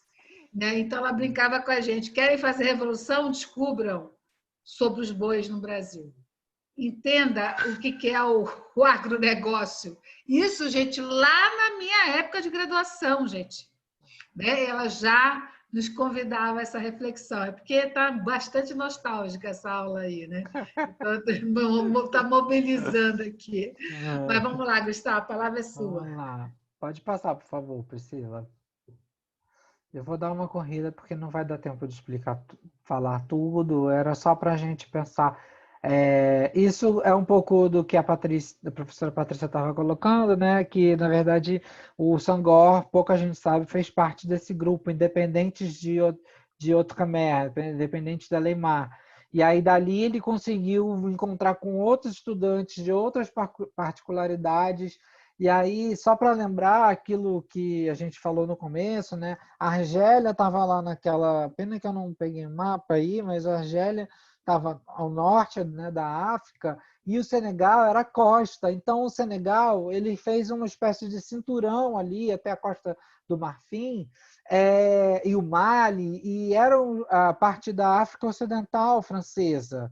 Então, a França, sem querer, deu um tiro no pé, porque ela fez uma definição ali totalmente artificial, né, a África Ocidental Francesa, só que esses políticos, esses pensadores, já na volta, né, da Segunda Guerra Mundial, começaram a se articular. Como é que a gente consegue aqui? Aí tinham as greves, aí tinham as paralisações, as revoltas dos trabalhadores. Então, né, não foi uma colonização tão tranquila como a gente vê muitas vezes, né, nos livros. E aí esses conselhos federais, Dakar e Brazzaville, tiveram um poder importante. Algo que eu vi no doutorado que eu achei muito interessante é que na década de 41, na década de 41 é ótimo, né? No ano de 41, a França estava sob domínio alemão, do regime Vichy. E a França foi governada por um africano, vocês sabiam? Porque nessa época, ai meu Deus, como é que era o nome dele? Era o Eboué, Félix Eboué. Era o presidente da Federação dos Países Africanos. E aí a França não tinha presidente, não tinha governante. Então ele passou na mão dele durante meses, né, todas as decisões da França. Então olha que interessante, né? Como é que essa colonização ela está aí misturada, né, e dá essa perspectiva de que eles tiveram de uma certa maneira um protagonismo ali. Pode passar mais um, por favor, Priscila? Então, só para explicar aqui, eu não vou ler para a gente poder ir caminhando para o fim mesmo agora de verdade, só para deixar claro que a SFIO era a Seção Francesa Internacional Trabalhadora, aqui é ouvrier, não dá para ouvrier, não dá para fazer a tradução, né? Essa seção era o Partido Comunista Internacional. Então, os partidos africanos que quisessem se denominar comunistas precisavam necessariamente fazer a sua ligação com a SFIO. Né? E até 53, Sangor teve esse diálogo. Né? Antes, o Césaire teve esse diálogo. Se eu não me engano, em 51, ele rompe e escreve uma carta, o Aimé Césaire, a carta a Maurice Touré, que é muito interessante, muito atual. Ele fala: as perspectivas do partido não têm a ver com as perspectivas da Martinica hoje. A intelectualidade martiniquenha hoje. E o Sangor vai na mesma linha, fala: eu rompo com o marxismo internacional, mas não rompo com o socialismo, porque a estrutura na África já é em si socialista. Então, dali eles rompem com o Partido Comunista, mas adotam no nome dos seus partidos políticos o socialista, da perspectiva socialista, que aí daria mais para frente para a gente falar, né, da organização dos estados, da União dos Estados Africanos, né? Então, que vem daí, desse primeiro tempo. Por isso que eu peguei esse panafricanismo de uma maneira entre aspas. O Sangor, para entrar na União Francesa, ele faz a Federação do Mali, que dura menos de um ano.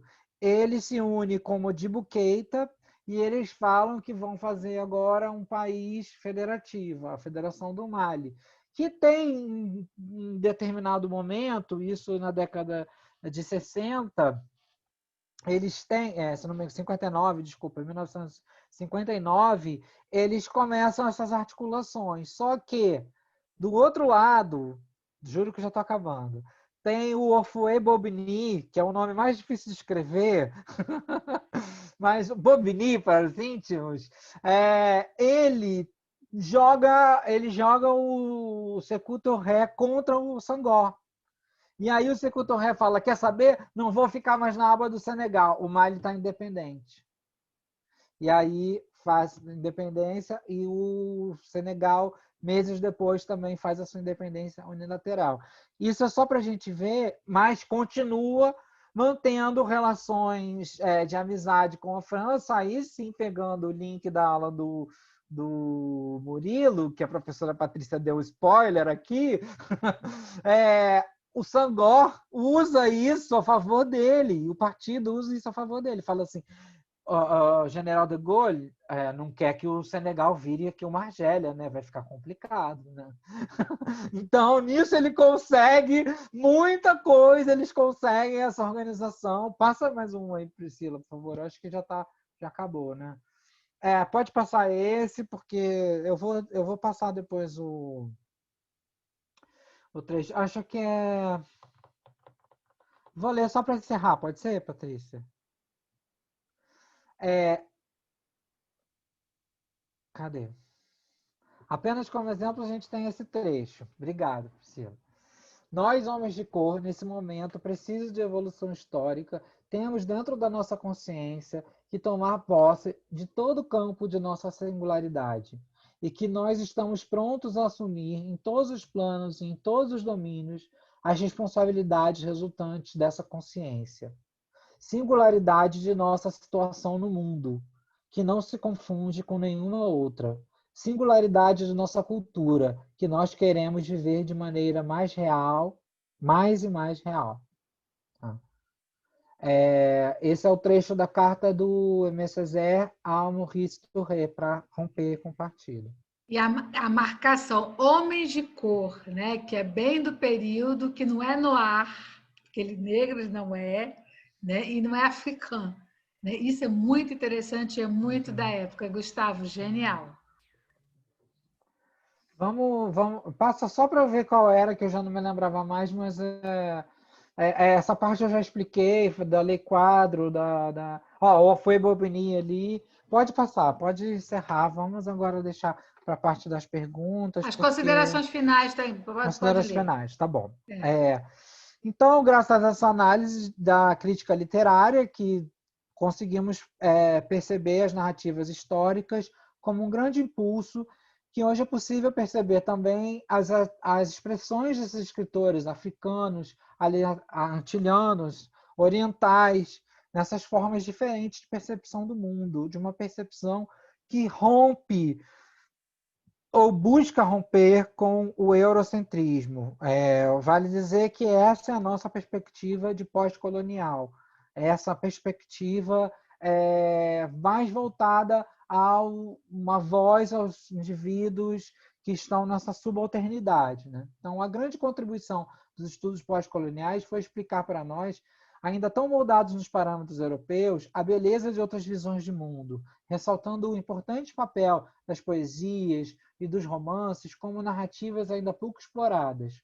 Ainda temos tanto que aprender com Senghor, Césaire, Fanon, Diop, Kurumá, entre outros nomes da nascente literatura africana, a qual demonstra muito sobre a alteridade e, ao mesmo tempo, as nossas raízes. Aqui estão as referências, mas tem mais coisas, se quiserem, a gente fala. Olha o livro aí! Muito obrigada e bons estudos, adorei. Até 22 de setembro, já foi. Já foi. Exatamente. Gustavo, sinta-se muito aplaudido, parabéns, que aula excelente, aula ótima. A gente tem que só agradecer. E agora tem as questões que eu vou pedir para o Matheus, se ele pudesse exibir para a gente. Pode deixar, Patrícia, um minutinho só que eu vou pegar elas aqui.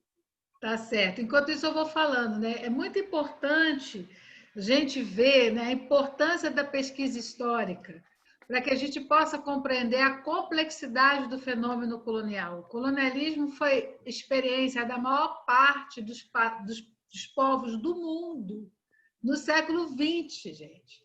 O século XX começa sob essa experiência colonial e as independências, as últimas, ocorrem em 1975.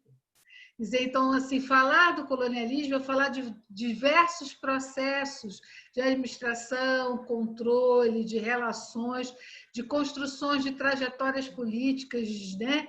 E entender esse processo de descolonização, entender são processos muito recentes. E aí eu reforço o convite, a importância da próxima aula, né, que a gente vai convidar o professor Alan Santana, que a gente vai estar fazendo esse olhar de cima, né, da reflexão mais ampliada desse fenômeno da descolonização. E chamar a atenção para vocês, então, o seguinte, né, pensando até nas atividades que vocês estão fazendo para essa disciplina e também um pouco da compreensão do que a gente veio conversando até aqui, né? Perceber essa trajetória da construção de processos em que a gente tem os protagonismos, as ações dessas diferentes sociedades africanas no espaço do tempo. Com isso, percebendo que a África está longe de ser um espaço imóvel, que nada acontece, que essa população só recebe as interferências estrangeiras, mas, sobretudo, a experiência da interação com as sociedades africanas e as histórias dessas sociedades transformam completamente a Europa. Se eu não me engano, foi Fanon que diz: nós inventamos essa Europa que está aí. Né? Esse nós, ele assumindo já o lugar dele na Argélia. Não sei se ele tivesse continuado na Martinica, se ele diria isso. Mas a história da Argélia é uma história impactante, é uma história de ruptura. E, ao mesmo tempo, você tem a história da África do Oeste, que é outra história, é outra administração, são outros personagens. A mesma congregação missionária, que tinha uma postura altamente belicosa com a população argelina, tem outra postura quando está no Niger, tem outra postura, né, quando faz a sua ação missionária na bacia do Niger, né, para as populações da bacia do Niger. O que é interessante, sobretudo, é perceber, né, que essas relações, há uma compreensão histórica que elas têm dois caminhos, ou das reformas, que são chamadas neocolonialismo, ou das rupturas, que são chamadas as guerras de libertação. Vocês vão ver, espero que vocês vejam, que vocês tenham interesse de aprofundar os estudos ao longo da vida de vocês, várias explicações a respeito dessas histórias coloniais. Mas acho que o mais importante é perceber que é um processo, e que não é um processo simples. E que esse binômio colonizado-colonizador não é a mesma história em qualquer lugar. São relações muito complexas. E o exercício do Fanon de estabelecer quem é colonizado e colonizador é um exercício que ele consegue fazer a partir da história da Argélia. Em outros processos coloniais, vai exigir mais abstrações do que, por exemplo, ele fez em relação à Argélia. Estou tomando cuidado de dizer isso para a gente não entrar nas essencializações. Tá bom, pessoal? Ok? Envia um ok se vocês estão entendendo o que a gente está falando, por gentileza, no chat. Se vocês estão entendendo a colocação que eu estou fazendo por aqui. Ok, obrigado, gente. Eu queria falar uma coisinha rapidinho. Pode falar, pode falar. Só porque eu esqueci, é importante falar que a própria ideia de alma negra no Sangor, identidade negra em MCZ, ela sofre a crítica da essencialização, entendeu? Porque qual é essa identidade negra? Qual é essa alma negra? Né? Então, chamar a atenção que os historiadores escrevem no seu espaço, no seu tempo específico. Né? Depois eles foram criticados, o próprio Sangor se reviu várias vezes, o MCZ também, tem um documentário muito interessante sobre o MCZ, do outro lado do Atlântico, que ele coloca um pouco isso. Então, a gente pensar que essa essencialização foi fundamental para um período em que tinha um discurso científico de inferioridade do negro. Né? Então, foi fundamental como a afirmação de uma identidade, de uma beleza, né? E daí, inclusive, se a gente for pensar em termos culturais, né, dá o Black is Beautiful, reforça a luta dos negros afro-americanos, né? Acho que talvez por isso, tanto nos Estados Unidos se recupere mais, né? É isso aí. Gustavo, tem perguntas. Duas são minhas, uma da Sara e uma do Enzo. As minhas. Professor, qual diferença podemos ver entre a ideia de alma negra e a visão biologizante de raça no pensamento da primeira geração do pan-africanismo? E a segunda é: como o cristianismo influencia a visão de negritude de Senghor? Tá. Obrigado pelas suas perguntas, professora. A questão é interessante a gente pensar que as respostas do Senghor eram no campo da subjetividade, não eram do campo da ciência. Ele não estava dialogando com a ciência, com a antropologia, por mais que depois ele se embrenhe ali, né, no campo da antropologia. No começo ele fala as tribos africanas, tribos, ele fala nos textos tribos, e ele era senegalês. Depois ele passa para as etnias africanas.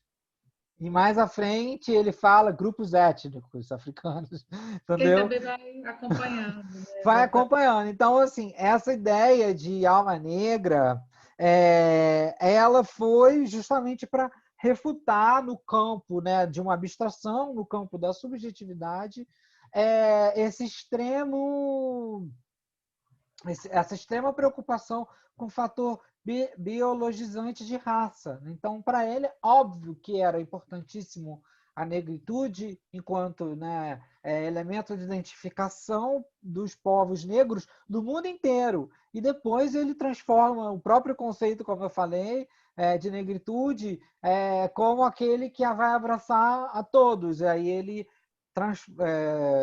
passa a operar mais no conceito de francofonia. Porque negro, indígena, qualquer um que estivesse fora da margem, né, tivesse à margem, tivesse fora do centro, poderia se dizer desse pensamento da negritude. Respondi ou enrolei? Respondeu. Tá. Muito bem. E a E o do outra, cristianismo? a do cristianismo, também não deu para fazer, mas comprei o livro que está explicando melhor lá. O Senghor foi fortemente influenciado pela escola dos padres brancos, né, que tinham a visão da ideologia do ser negro como os negros para ganhar a Jesus Cristo. No caso, aí são os espiritanos. Espiritanos, Os iluminados exatamente. espiritanos. Exatamente, eu confundi de novo. Não, eles são muito próximos, né? Do Uhum. ponto de vista da ação. Tem histórias muito Pronto. diferentes, mas eles são muito próximos do ponto de vista da ação. Pronto. E nesse sentido, se tinha sim uma ideia de assimilação, eu acho que a negritude ela surge influenciada também pelo filósofo católico chamado Teilhard de Chardin, que fala que você precisa se despojar das suas vestes materiais e tal, para você fazer parte desse mundo em comum com o outro. Então, não é necessariamente você ficar na sua concha, é você sair, né, do seu campo, assim. Então, tem tudo a ver com a visão do Senghor, uma busca por uma assimilação comum, uma união comum. E uma das críticas que vai acontecer, que a Dotevi vai falar, no Stanislas Dotevi vai fazer, que é justamente a negritude ter virado uma espécie de messianismo, porque ele usou a torta e a direita, no pós-independência do Senegal, a visão de negritude até para unir ali católicos e muçulmanos. E diga-se de passagem, ele consegue isso no Senegal. Ele consegue dar uma segurada nos conflitos ali de uma maneira bem bizarra. Até porque são conflitos por conta das questões coloniais, são conflitos da questão da administração, né? Não são conflitos de fé, não são conflitos Uhum. religiosos, né? E ele consegue nesse sentido. Da Sara, tem alguma informação de como esses intelectuais se relacionavam com o panafricanismo? E aí eu vou passar do Enzo, que é parecida com a da Sara, tá? Enzo Augusto. Em relação à visão dos intelectuais africanos e da diáspora sobre a negritude e o pan-africanismo, existiam fatores que pesavam mais em seus pensamentos? Como, por exemplo, a religiosidade onde nasceram, a metrópole que os dominava, os agrupamentos étnicos em que pertenciam, dentre outras questões que os diferenciaram em graus diferentes um do outro?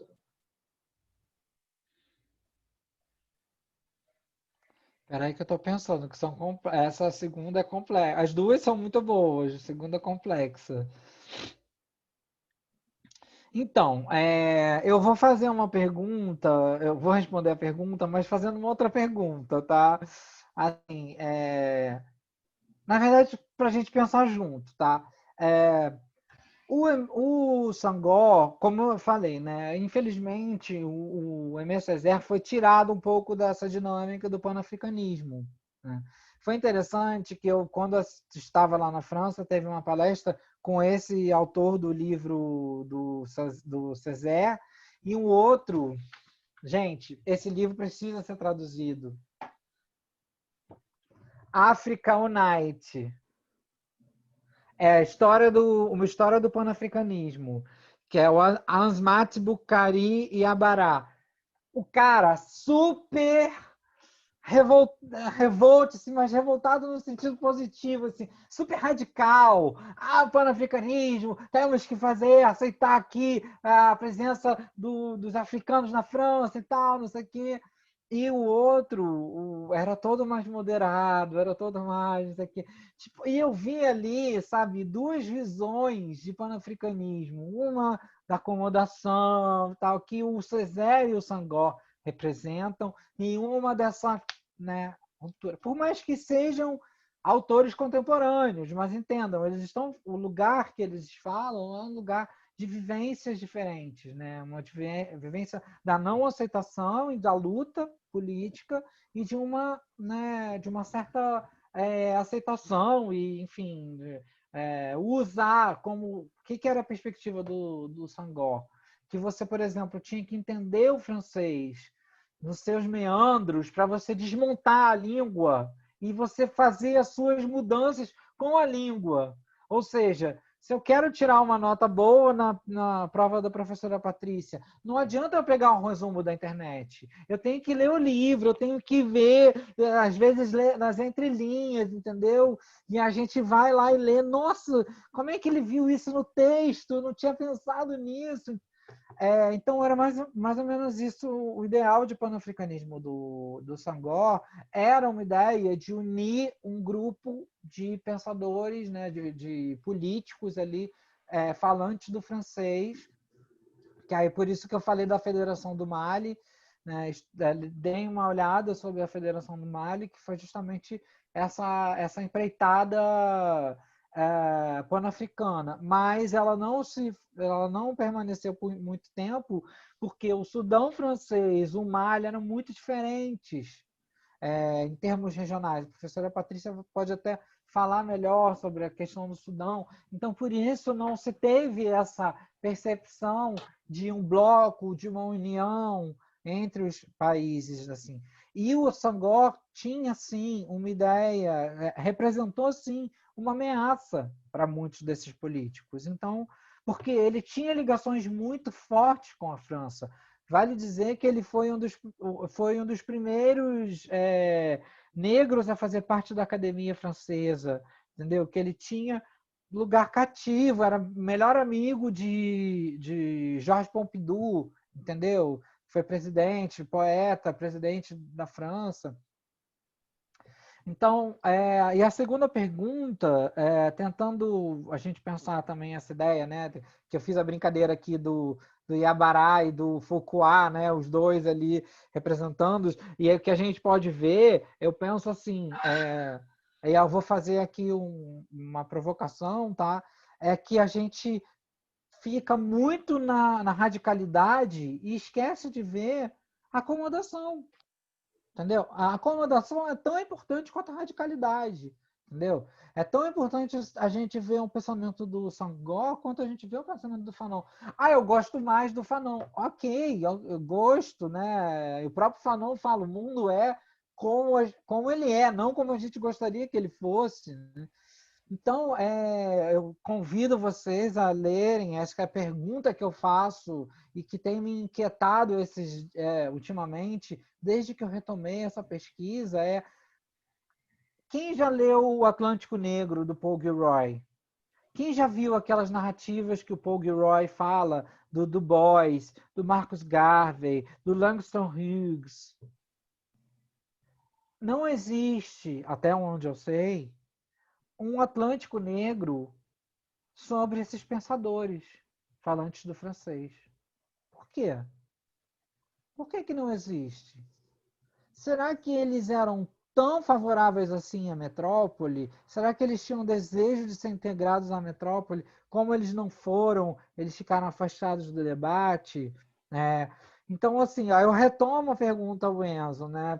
É, por que que eles se distanciaram? Né? Por que que eles só são lidos no campo da literatura? Por que que a gente não pega na história? Ensaio, gente. Tem um ensaio do Messezé, que a professora Raíssa Bressa trabalha, que é Colonialismo e Cultura, que é riquíssimo, entendeu? Que ele escreveu no encontro de artistas e escritores negros. Né? Então, assim, nossa, tem tantos ensaios, tem tantas coisas. Por que que esses ensaios não estão aqui sendo debatidos por nós? Por que que tem várias traduções de Amílcar Cabral, não precisa dizer, né? Por quê? Porque está em português e tal, né?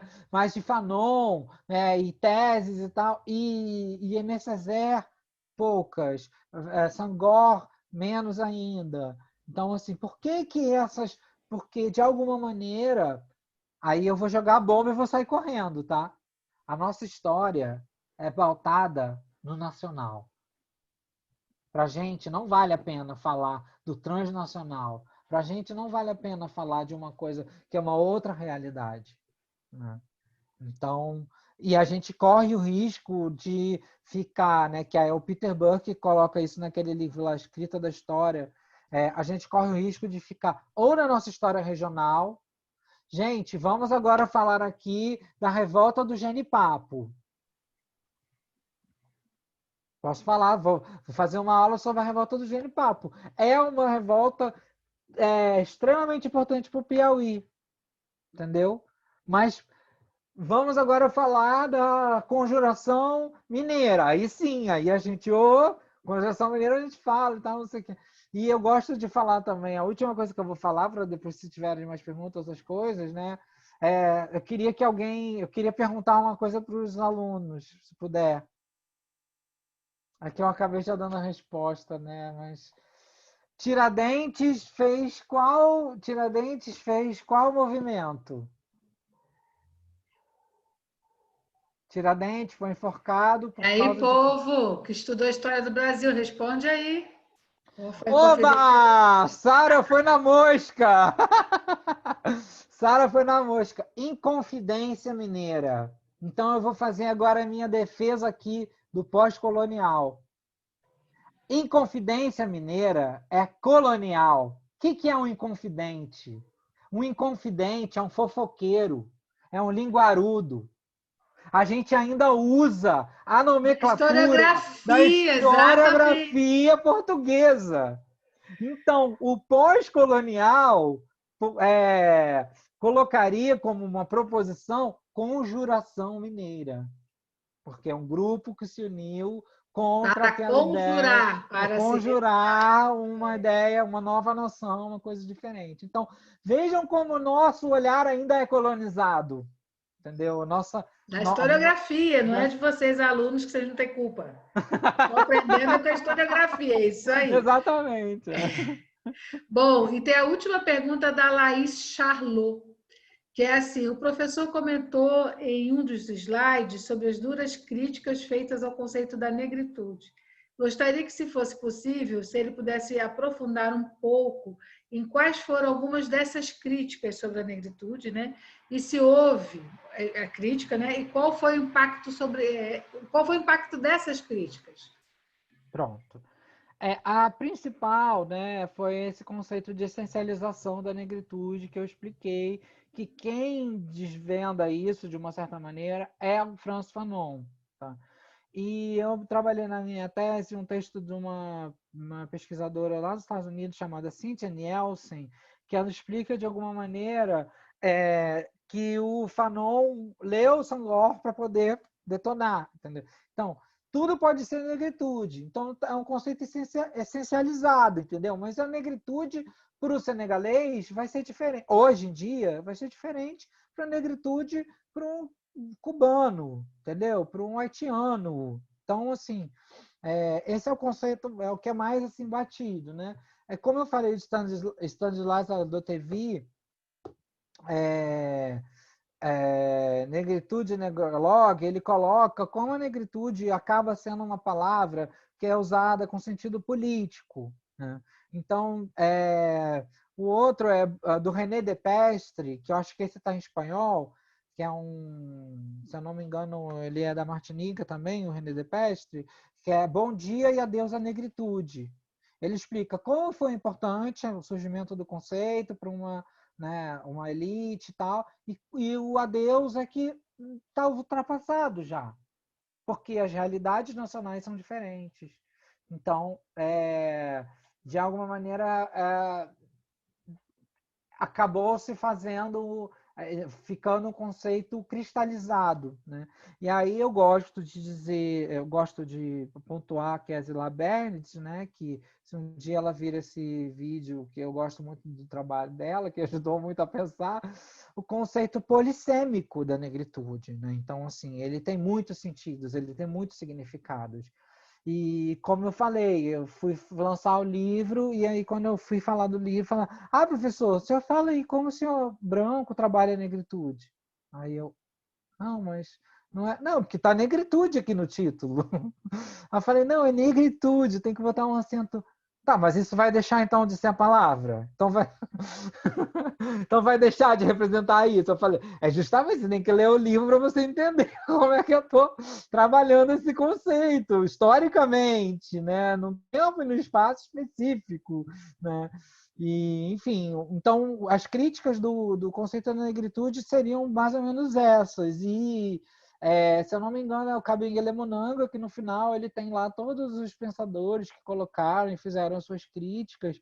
E eu estou para escrever, assim que chegar o meu livro da Lilian Castellucci, eu vou escrever um artigo só sobre as críticas do conceito de negritude. Porque uma vez eu fui falar não vou dizer aí onde, num lugar, fui falar com um grupo de professores, fui falar, porque tem as críticas de negritude e tal. Então você já está detonando o Senghor?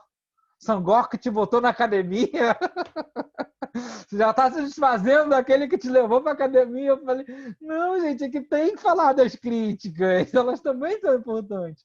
E eu não concordo, e aí a Cynthia Nielsen aponta, não concordo que o Fanon tenha sido um crítico quanto mais da negritude, um crítico assim, muito pelo contrário, ele problematizou e ele falou, olha, o que o Sartre fez lá no Orfeu Negro, quando ele falou que era uma essencialização do ser negro, acabou, jogou fora o bebê, a bacia, a água, tudo junto. E a gente tem que repensar esse conceito. Então, acho que é isso.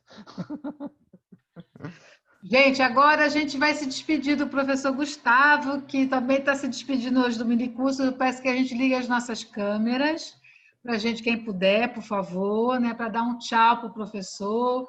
É um gesto de carinho. Como é que eu faço para ver aqui? A Priscila dando tchau para a gente.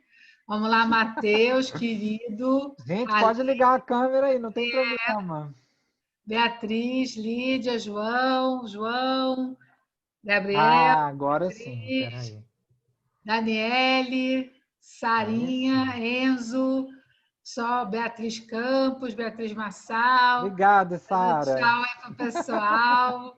Carlos Rocha, Daniele. Gente, Oi, saudade Bia. de vocês, hein? Quando temos que ter nossa aula presencial para poder abraçar vocês. Obrigado, Gabriela, Enzo, Lília, pela Aline, pergunta. Lídia. Oi, gente. Saudade de Nossa, vocês. que sala cheia! Sala cheia. Muito obrigada. Então, quem tiver no minicurso, mais tarde encontra com a gente lá e aguardo chegar pelo meu e-mail, com cópia do e-mail da monitoria, os relatórios. Muito obrigada. Até a próxima aula ou até semana que vem. Tchau, pessoal. Obrigado, tchau. Obrigado a todo mundo. Parabéns.